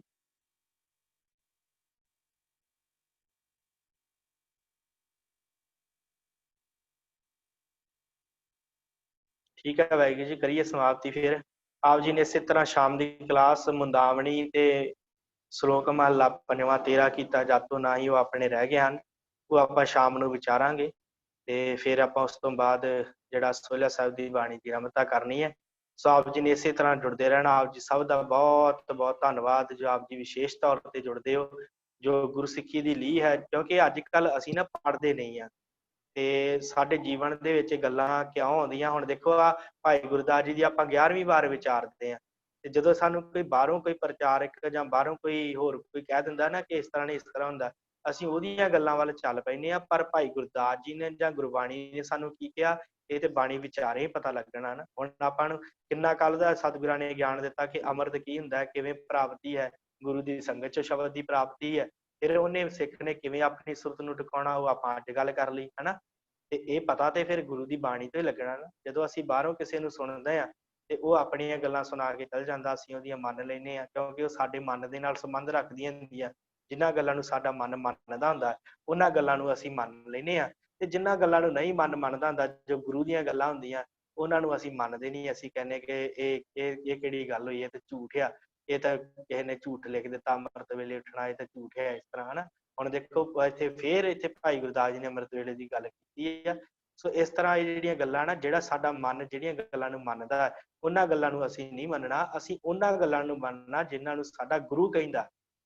ਜਿਹੜੇ ਪਾਸੇ ਨੂੰ ਗੁਰਮੁਖ ਜਾਂਦੇ ਆ ਨਾ, ਮਨਮੁਖ ਨਹੀਂ ਅਸੀਂ ਮੰਨਣਾ, ਅਸੀਂ ਗੁਰਮੁਖ ਬਣਨਾ ਹੈ। ਇਸ ਕਰਕੇ ਰੋਜ਼ ਹੀ ਇਹਨਾਂ ਕਲਾਸਾਂ 'ਚ ਜੁੜਿਆ ਕਰੋ, ਤਾਂ ਕਿ ਪਤਾ ਲੱਗੇ ਕਿ ਗੁਰਬਾਣੀ ਕਹਿੰਦੀ ਕੀ ਪਈ ਹੈ।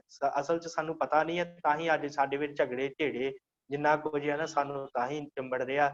ਇਸ ਕਰਕੇ ਇਹ ਫੇਰ ਹੀ ਖਤਮ ਹੋਣਾ ਹੈ ਜੇ ਅਸੀਂ ਬਾਣੀ ਨਾਲ ਜੁੜਾਂਗੇ, ਜੇ ਅਸੀਂ ਬਾਣੀ ਦੇ ਵਿਚਾਰ ਨਾਲ ਜੁੜਾਂਗੇ। ਸੋ ਆਪ ਜੀ ਨੇ ਇੰਨੀਆਂ ਕੁ ਬੇਨਤੀਆਂ ਪ੍ਰਵਾਨ ਕਰਨੀਆਂ। ਹੋਈਆਂ ਭੁੱਲਾਂ ਚੁੱਕਾਂ ਦੀ ਖਿਮਾ, ਬੁਲਾਓ ਫਤਿਹ ਜੀ। ਵਾਹਿਗੁਰੂ ਜੀ ਕਾ ਖਾਲਸਾ, ਵਾਹਿਗੁਰੂ ਜੀ ਕੀ ਫਤਿਹ।